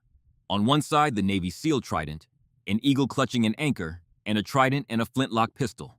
On the other, 3 words stamped into the metal: honor, courage, commitment. This is from my unit, Nathan said. We don't give these out lightly. I want you to have it. Elena turned the coin over in her fingers. The metal was warm from his hand. I can't accept this. You already did. Nathan smiled again. And if you try to give it back, I'll have Decker deliver it to your apartment at 3 in the morning. He's very good at that sort of thing. Despite everything, Elena laughed. The sound surprised her. It came from somewhere she'd forgotten existed, a place that the last 2 weeks hadn't managed to reach and destroy. They talked for another 30 minutes. Nathan asked about her nursing background, her father, the firefighter who taught her to run toward trouble instead of away from it. She told him about Robert Marsh and the Omega, and the lessons that had become instinct.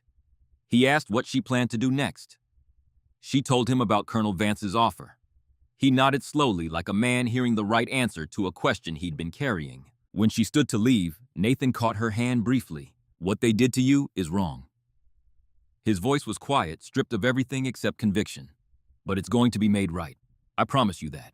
That evening, Elena drove to Nathan's home in Brookfield Heights, a quiet street where houses sat back from the road behind lawns that were brown and dormant in the late autumn. His home was a modest 2-story colonial white siding. Dark shutters, warm light glowing in the windows like something out of a world where bad things didn't happen to good people. Jennifer Cross opened the front door. Petite, dark-haired with sharp eyes and an easy smile that carried the particular resilience of someone who'd learned to build a life around a husband who disappeared for months at a time and couldn't say where he'd been. She didn't shake Elena's hand. She pulled her into a hug, tight and immediate and full of the gratitude that words couldn't hold. Thank you. Thank you for bringing him home. Elena hugged her back and said nothing because nothing she could have said would have been adequate. Inside the house was warm and alive. Photographs on the walls. Nathan in various uniforms across the years. Jennifer on their wedding day. 2 children at different ages, a boy who looked about 8 and a girl around 6. Furniture that had been used and loved and stained by the ordinary disasters of family life. The smell of something cooking. Captain Decker was there in civilian clothes talking with Admiral Graves near the fireplace. A younger man in jeans and a navy hoodie turned out to be Lieutenant Marcus Shaw, one of Nathan's teammates. Nathan's parents had flown in from Florida. His mother, a small woman with Nathan's sharp features and a grip that could probably bend steel, took Elena's hands and held them. You gave me my son back, she said simply. Dinner was casual and loud, and everything Elena's life had not been for the past 2 weeks. Grilled chicken, roasted vegetables, a salad that the 6-year-old refused to eat and the 8-year-old claimed to like, but mostly rearranged on his plate. People sat wherever they could find space. Conversations overlapped and intersected. Decker shared a carefully sanitized story about a training exercise gone catastrophically wrong involving a rubber boat and an extremely angry pelican. Shaw talked about his daughter's soccer team. Graves revealed a dry humor that had everyone laughing, the kind that came from decades of holding enormous pressure and learning that you either found something funny or you cracked. Nobody mentioned Crestwood Memorial. Nobody mentioned the investigations or the press conferences or the articles. These people knew. They had to. It was national news. But they understood with the intuition of people who lived in the orbit of classified operations that sometimes the kindest thing you could do for someone was to give them an evening where the world was just a room full of good food and laughter, and people who were grateful to be alive. After dinner, Nathan pulled Elena onto the back deck. The November air was cold and clear, stars visible despite the city glow on the southern horizon. Their breath made small clouds that dissolved into the dark. "How are you really doing?" he asked. Elena considered lying, decided against it. "Honestly, I don't know. Everything's moving so fast. The job offer, the investigations, watching Crestwood implode, people telling me I'm a hero while other people call me a fraud. Reading articles that turn my mother's cancer bills into evidence that I'm some kind of opportunist. It's overwhelming." Nathan leaned against the deck railing and looked out at the yard, where his children had probably spent 1,000 afternoons playing games he'd missed. "Can I tell you something? When I woke up in that ambulance when they told me what happened, my first thought was that I'd failed. I'd compromised operational security by collapsing in public, put missions at risk, let down my team. That's not. Let me finish." He smiled slightly. "My second thought was that I was alive because someone cared more about saving me than about protecting themselves. You didn't know who I was. You didn't know what I carried. You just knew I needed help. That's not nothing, Elena. That's everything." Elena looked out at the lights of neighboring houses. Other families living their uncomplicated evenings. "The hospital I worked for is falling apart," she said quietly. "People I know might lose their jobs. Patients are suffering because the system is in chaos. And it all started because I couldn't walk away from you." "No." Nathan's voice was firm. "It started because Crestwood made terrible choices for years. You just finally forced everyone to pay attention. That's not the same thing." "Feels the same." "It's not." He turned to face her. "You're going to carry guilt for things that aren't your fault. I know because I do it too. Every mission, every decision, every time something goes wrong. But you can't let that guilt stop you from moving forward. Take the DOD job. Build something better. Let the investigators and the lawyers handle Crestwood. That's their job, not yours." They stood in comfortable silence for a moment. Through the glass door, Elena could see Jennifer laughing at something Admiral Graves had said. Two children chasing each other around a living room. A life that had almost ended on a pawn shop floor and was now continuing because a nurse had refused to listen when a frightened man told her to stop. "Thank you for inviting me," Elena said. "Thank you for coming. And for, the whole keeping me alive thing." She drove home through empty streets, the challenge coin heavy in her jacket pocket. The evening had been good. Necessary. A reminder that on the other side of all the chaos and the hearings and the headlines, there were real people whose lives had been changed by what she'd done. Not policy, not liability, people. Back in her apartment, she set the challenge coin on the coffee table next to her father's watch. 2 pieces of metal. One carried by a man who ran into burning buildings. One given by a man who operated in the shadows. Both symbols of the same truth. You don't walk away when someone needs help, even when it costs everything. 3 days later, Patricia Holt sent a text message. Elena was packing. The apartment was half dismantled around her, cardboard boxes stacked against walls that showed lighter rectangles where pictures had hung. She'd sold most of her furniture to a neighbor for $200 and given her kitchen supplies to the woman down the hall who'd always smiled at her in the elevator. The text was short. "This is Patricia Holt. I know you have no reason to listen to me, but I need to speak with you. It's important. Please." Elena stared at the message for a long time. Her finger hovered over the delete button. Patricia Holt, the woman who'd sat across a conference table and ended her career with the bureaucratic efficiency of someone filing a quarterly report. The woman who'd said effective immediately in a voice that carried no more emotion than a weather forecast. The woman who had leaked Elena's personal financial information to make her look like a fraud. She typed a response. "Tomorrow. 3 o'clock. Coffee shop on Fletcher and 9th. You have 15 minutes. The reply came immediately. "Thank you." Brewer's Coffee sat 2 blocks from the pawn shop where everything had begun. Elena arrived at 2:58. Patricia was already there, sitting in a corner booth with her hands wrapped around a cup of coffee that looked untouched. She'd aged visibly in the weeks since the conference room. New lines around her eyes. Gray roots showing at her temples where the steel-colored dye had begun to grow out. Her shoulders were hunched forward, the physical manifestation of a life being crushed under the consequences of its own choices. Elena slid into the booth across from her without greeting. Patricia looked up, and Elena saw something she hadn't expected. Not anger, not defiance, not the cold institutional armor that had made the firing feel like being processed by a machine. What she saw was fear. Raw and unfiltered, the fear of someone who has run out of options and knows it. "Thank you for coming," Patricia said. Her voice was thin. "You have 15 minutes. Start talking." Patricia took a breath that seemed to require physical effort. "I need you to understand something. What I did firing you, it wasn't personal." Elena's jaw tightened. "That's your opening. Please. Just listen." Patricia's hands trembled around the coffee cup. Crestwood has been hemorrhaging money for 3 years. Federal reimbursements declining. Operational costs increasing. Competition from the new hospital in Westdale taking patients. The board was pushing us to cut costs anywhere we could. And when that video went viral, Donald panicked. He said we needed to create distance immediately, before you said something that could implicate the hospital. That's not my problem. No. But it became mine. Patricia's eyes were desperate now, the eyes of someone watching the ground crack open beneath their feet. I argued against it. I told them it was wrong, but they overruled me. Donald, the board, the legal team, they wanted it done fast and clean. You had a choice. No, I really didn't. Patricia pulled out her phone and opened an email. She turned the screen so Elena could read it. The sender was Donald Pratt. The date was 2 days before Elena's termination. The subject line read, "Marsh situation. Immediate action required." Elena read the message. 5 sentences. Cold and direct. Patricia, the Marsh video is creating liability exposure we can't afford. Legal advises immediate termination to create distance between her actions and hospital liability. Board agrees this is the correct course. Execute termination tomorrow morning. Make it clean and final. No negotiation. DP. Elena read it twice. The words were exactly what she'd expected, and exactly as ugly as she'd imagined. "This doesn't absolve you," she said. "I know." Patricia's voice broke on the second word. "But I want you to understand. I was trapped too. If I'd refused, they would have fired me and found someone else to do it.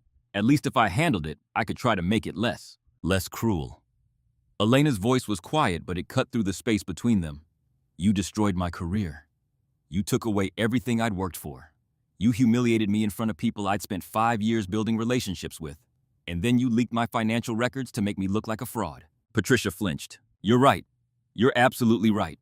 And I'm sorry. I am so sorry." The apology hung in the air between them. Patricia crying now, quiet tears that ran down her face and dripped onto the table between her untouched coffee and her trembling hands. Elena studied her. This woman who had been powerful and untouchable weeks ago, a gatekeeper of institutional authority, was now broken and desperate, and sitting in a corner booth begging for something Elena wasn't sure she deserved. But Elena hadn't come here for an apology. She'd come for truth. "Michael Thornberry told me about the discretionary fund," Elena said. $47,000. 3 days before the video. Patricia's face went white. "What was it for?" "I can't. You asked me here. You want something from me. So tell me the truth. Or I'm walking out of this booth right now, and you can explain it to the FBI instead." Patricia looked around the coffee shop. A college student with headphones in. A barista wiping down the espresso machine. Nobody within earshot. When she spoke, her voice was barely above a whisper. "There was another incident. 2 weeks before yours. A surgical error that resulted in a patient death. The family was threatening legal action. Donald wanted it handled quietly.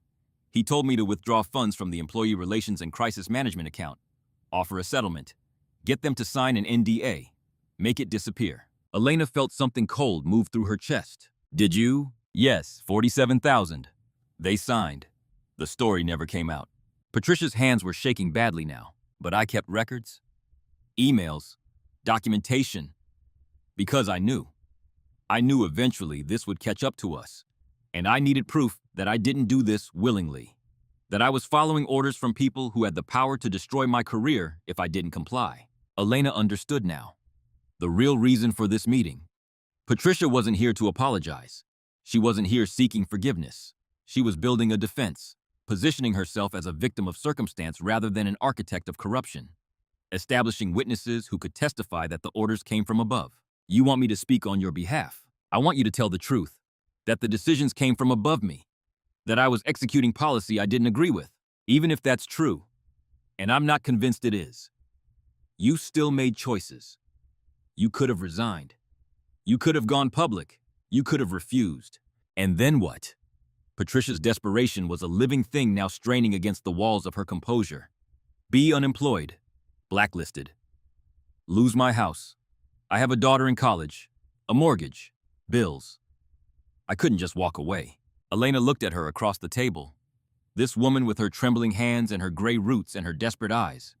And she felt something she didn't expect. Not sympathy, not forgiveness.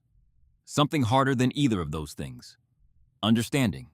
The recognition that fear made people do terrible things, and that understanding the fear didn't excuse the terrible things. I did walk away, Elena said quietly. When they fired me, I lost everything, and I didn't have the luxury of choosing when or how. Patricia was crying openly now. I know what I did to you was wrong. But please, when the investigators talk to you, when they ask about the hospital's culture, just tell them the truth, that the real power was with Donald and the board, that I was following orders. Elena stood up. Following orders isn't a defense, she said. It's an excuse.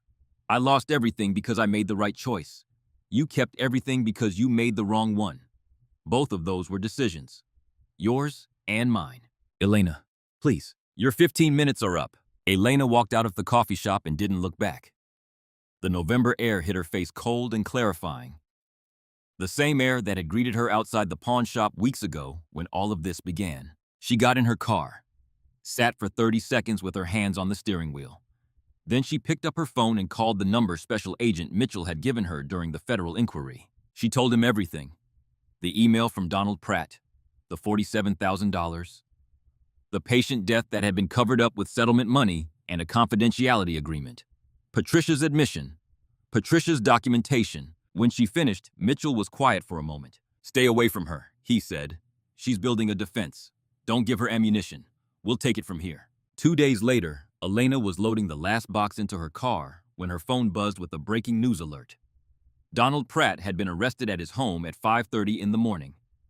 Federal charges: wire fraud, conspiracy to defraud Medicare, obstruction of justice. 8 counts total. The image of him being led away in handcuffs, still wearing a bathrobe, trended nationally within the hour. By noon, Patricia Holt had been arrested as well. 6 counts. She'd cooperated, immediately turning over everything she had. Emails, financial records, recordings she'd been keeping as insurance for years. Full cooperation in exchange for a reduced sentence. 2 board members resigned before sunset. The court-appointed bankruptcy trustee froze all discretionary fund accounts pending investigation.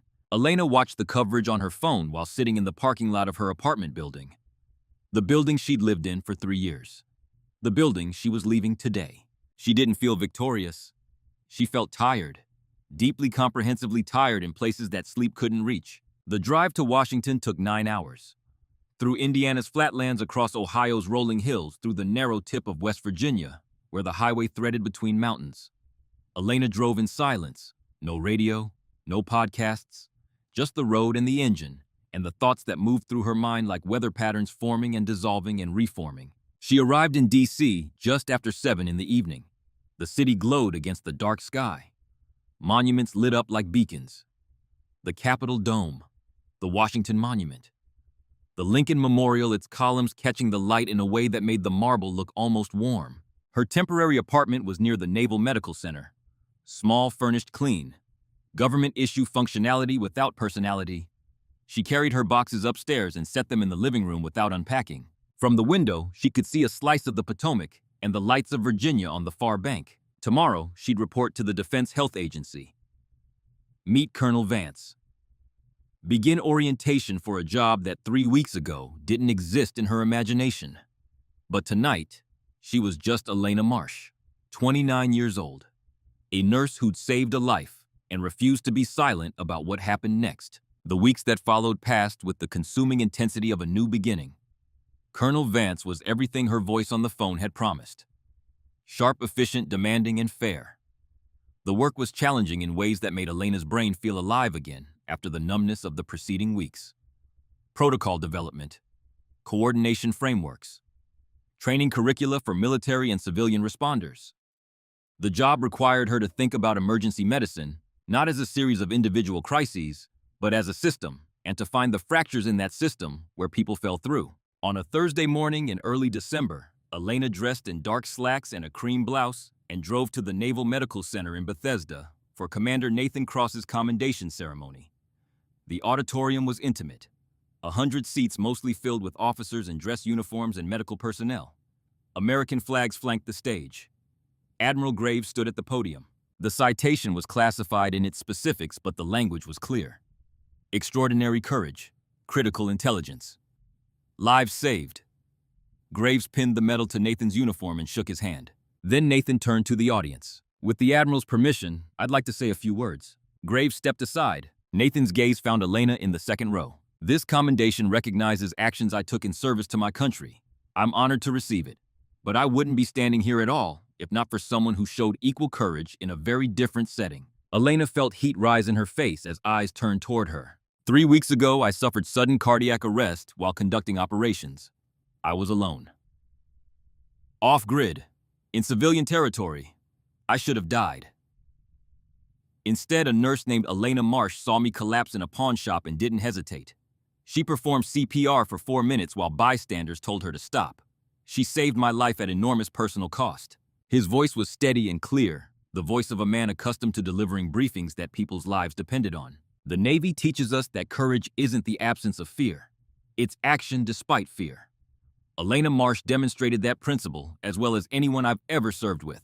And while I can't give her a medal, I can make sure everyone in this room knows that every mission I complete from this day forward exists because she chose to help a stranger. The audience applauded. Elena sat very still, jaw tight, breathing carefully through the pressure building behind her eyes. On December 12th, she flew back to Ridgemont City to testify.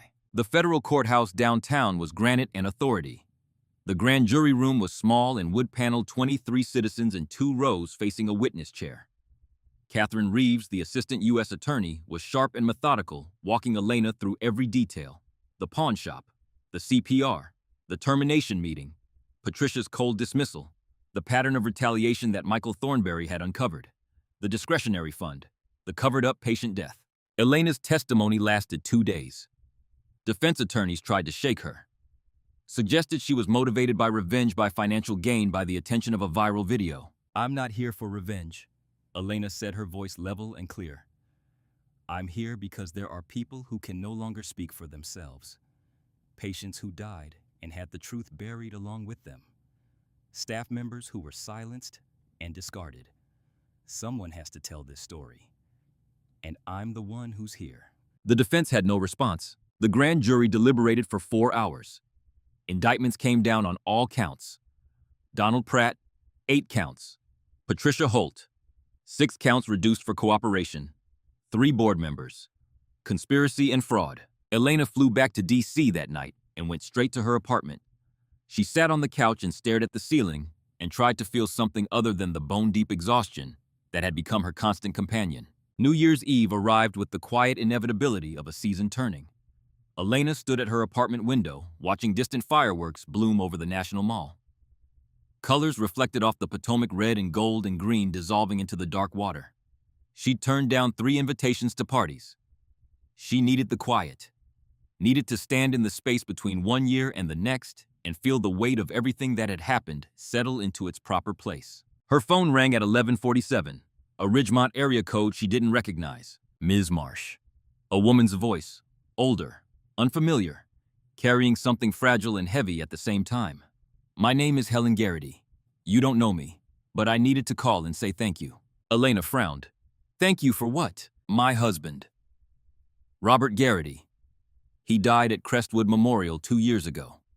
Surgical complications. They told us it was unavoidable, that everything had been done correctly, that sometimes these things just happened, and there was nothing anyone could have done.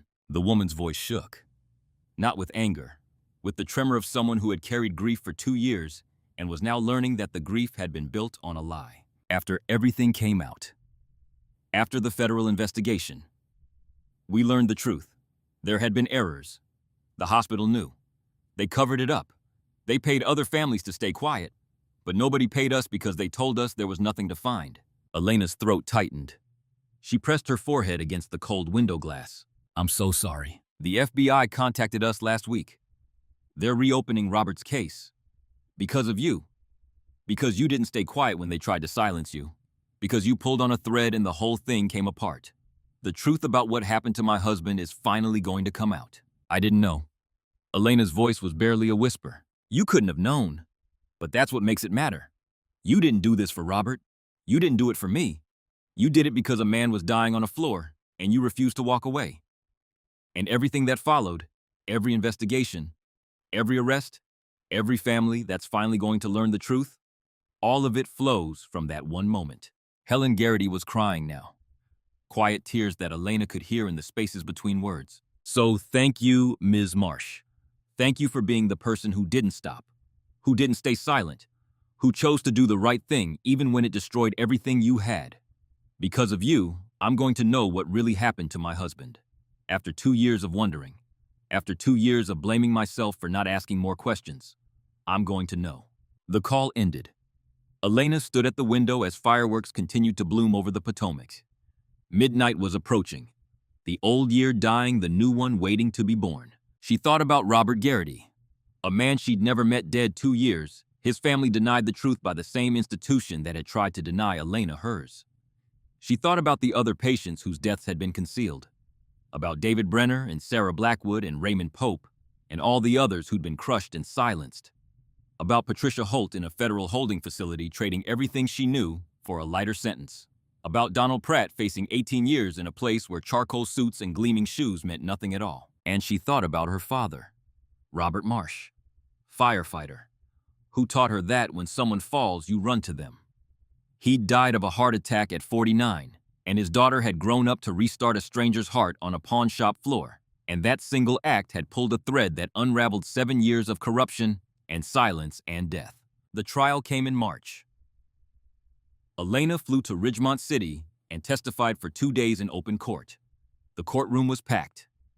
Media, former Crestwood employees, families of patients who'd been lied to. Donald Pratt sat at the defense table looking diminished and gray, a man whose power had been stripped away so completely that what remained barely filled his suit. Patricia Holt sat in the prosecution section testifying against the man who'd given her orders she'd been too afraid to refuse. Their eyes met once across the courtroom. Patricia looked away first.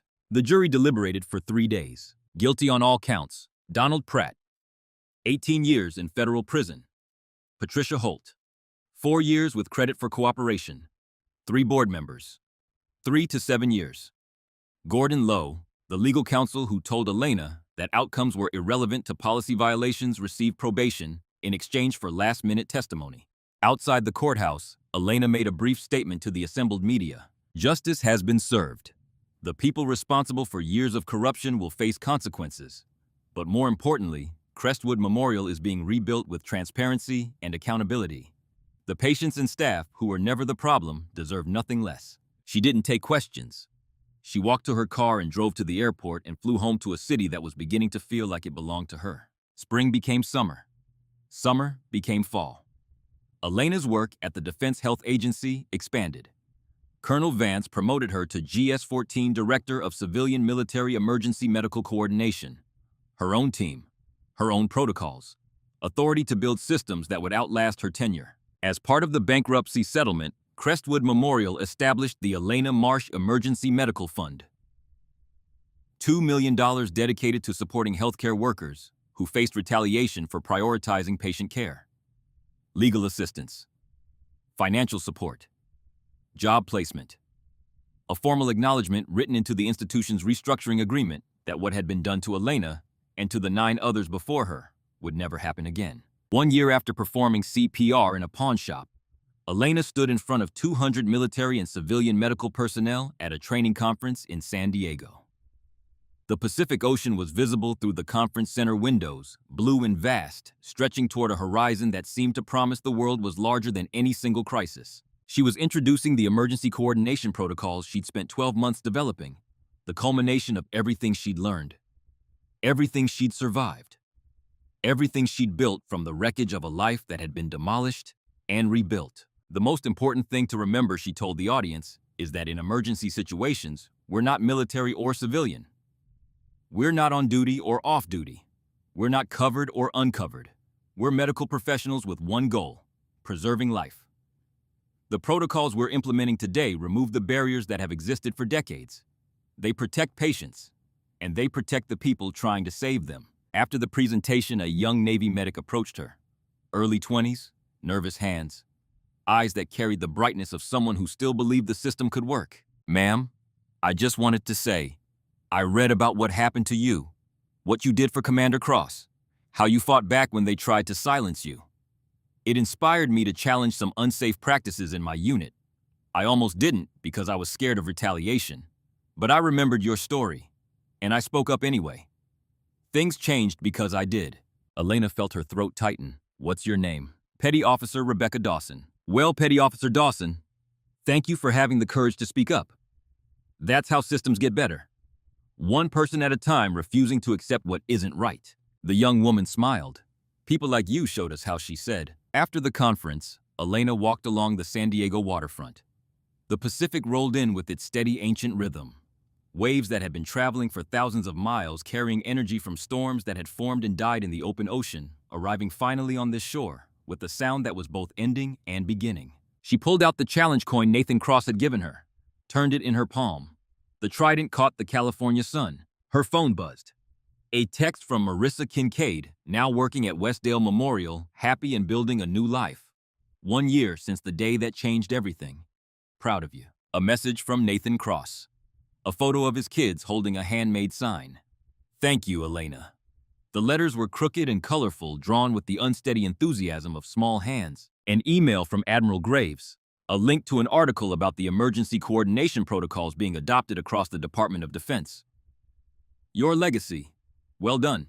And at the bottom of her notifications, a message from Helen Garrity. The case against Crestwood for Robert's death has been settled. The truth came out. Justice came. 2 years late, but it came. Because of you. Elena stood at the water's edge and let the Pacific wind pull at her hair. She thought about every moment that had led to this shore. A stranger collapsing between racks of guitars. Her hands moving before her mind could calculate the cost. The choice to save a life without knowing whose life it was or what saving it would demand from her own. Everything that followed, every investigation, every headline, every courtroom, every protocol she'd written, every life that would be protected by systems she'd helped build. All of it traced back to that single moment on a tile floor at midnight. Her phone rang one final time, a DC number she recognized. "Ms. Marsh," Senator Calloway's voice. "I'm working on federal legislation to protect medical personnel who report institutional misconduct. Whistleblower protection specifically designed for healthcare workers. I want you to testify before the Senate Health Committee. Tell your story. Help us write laws that make sure what happened to you never happens to anyone else." Elena looked out at the Pacific. The sun was lowering toward the horizon, turning the water to gold. She thought about David Brenner and Sarah Blackwood and Raymond Pope. About Helen Garrity, who had waited 2 years for the truth about her husband. About Petty Officer Dawson, who had found courage in a story she'd read on the internet. About every nurse and doctor and medic who had ever been punished for putting a patient's life above an institution's comfort. "When do you need me?" Elena asked. "Next month. Will you do it?" She looked down at the challenge coin in her palm. Honor, courage, commitment. Then at her father's watch on her wrist, the Omega Seamaster that had measured 30 years of a firefighter's life and was now measuring hers. "Yes," she said. "I'll be there." She slid the coin back into her pocket and turned away from the ocean. The conference center waited behind her, full of people she was training to save lives without fear of consequence. Colonel Vance had a meeting scheduled in an hour to discuss expanding the program internationally. Tomorrow, she'd fly back to D.C. Next month, she'd sit before a Senate committee and tell her story one more time, not for herself, but for every person who would come after her. Elena Marsh walked toward the building with the sun at her back and the ocean's sound fading behind her. She had work to do, lives to protect, systems to build. A legacy that had started with her hands locked over a stranger's chest, counting compressions against time itself. She was just getting started.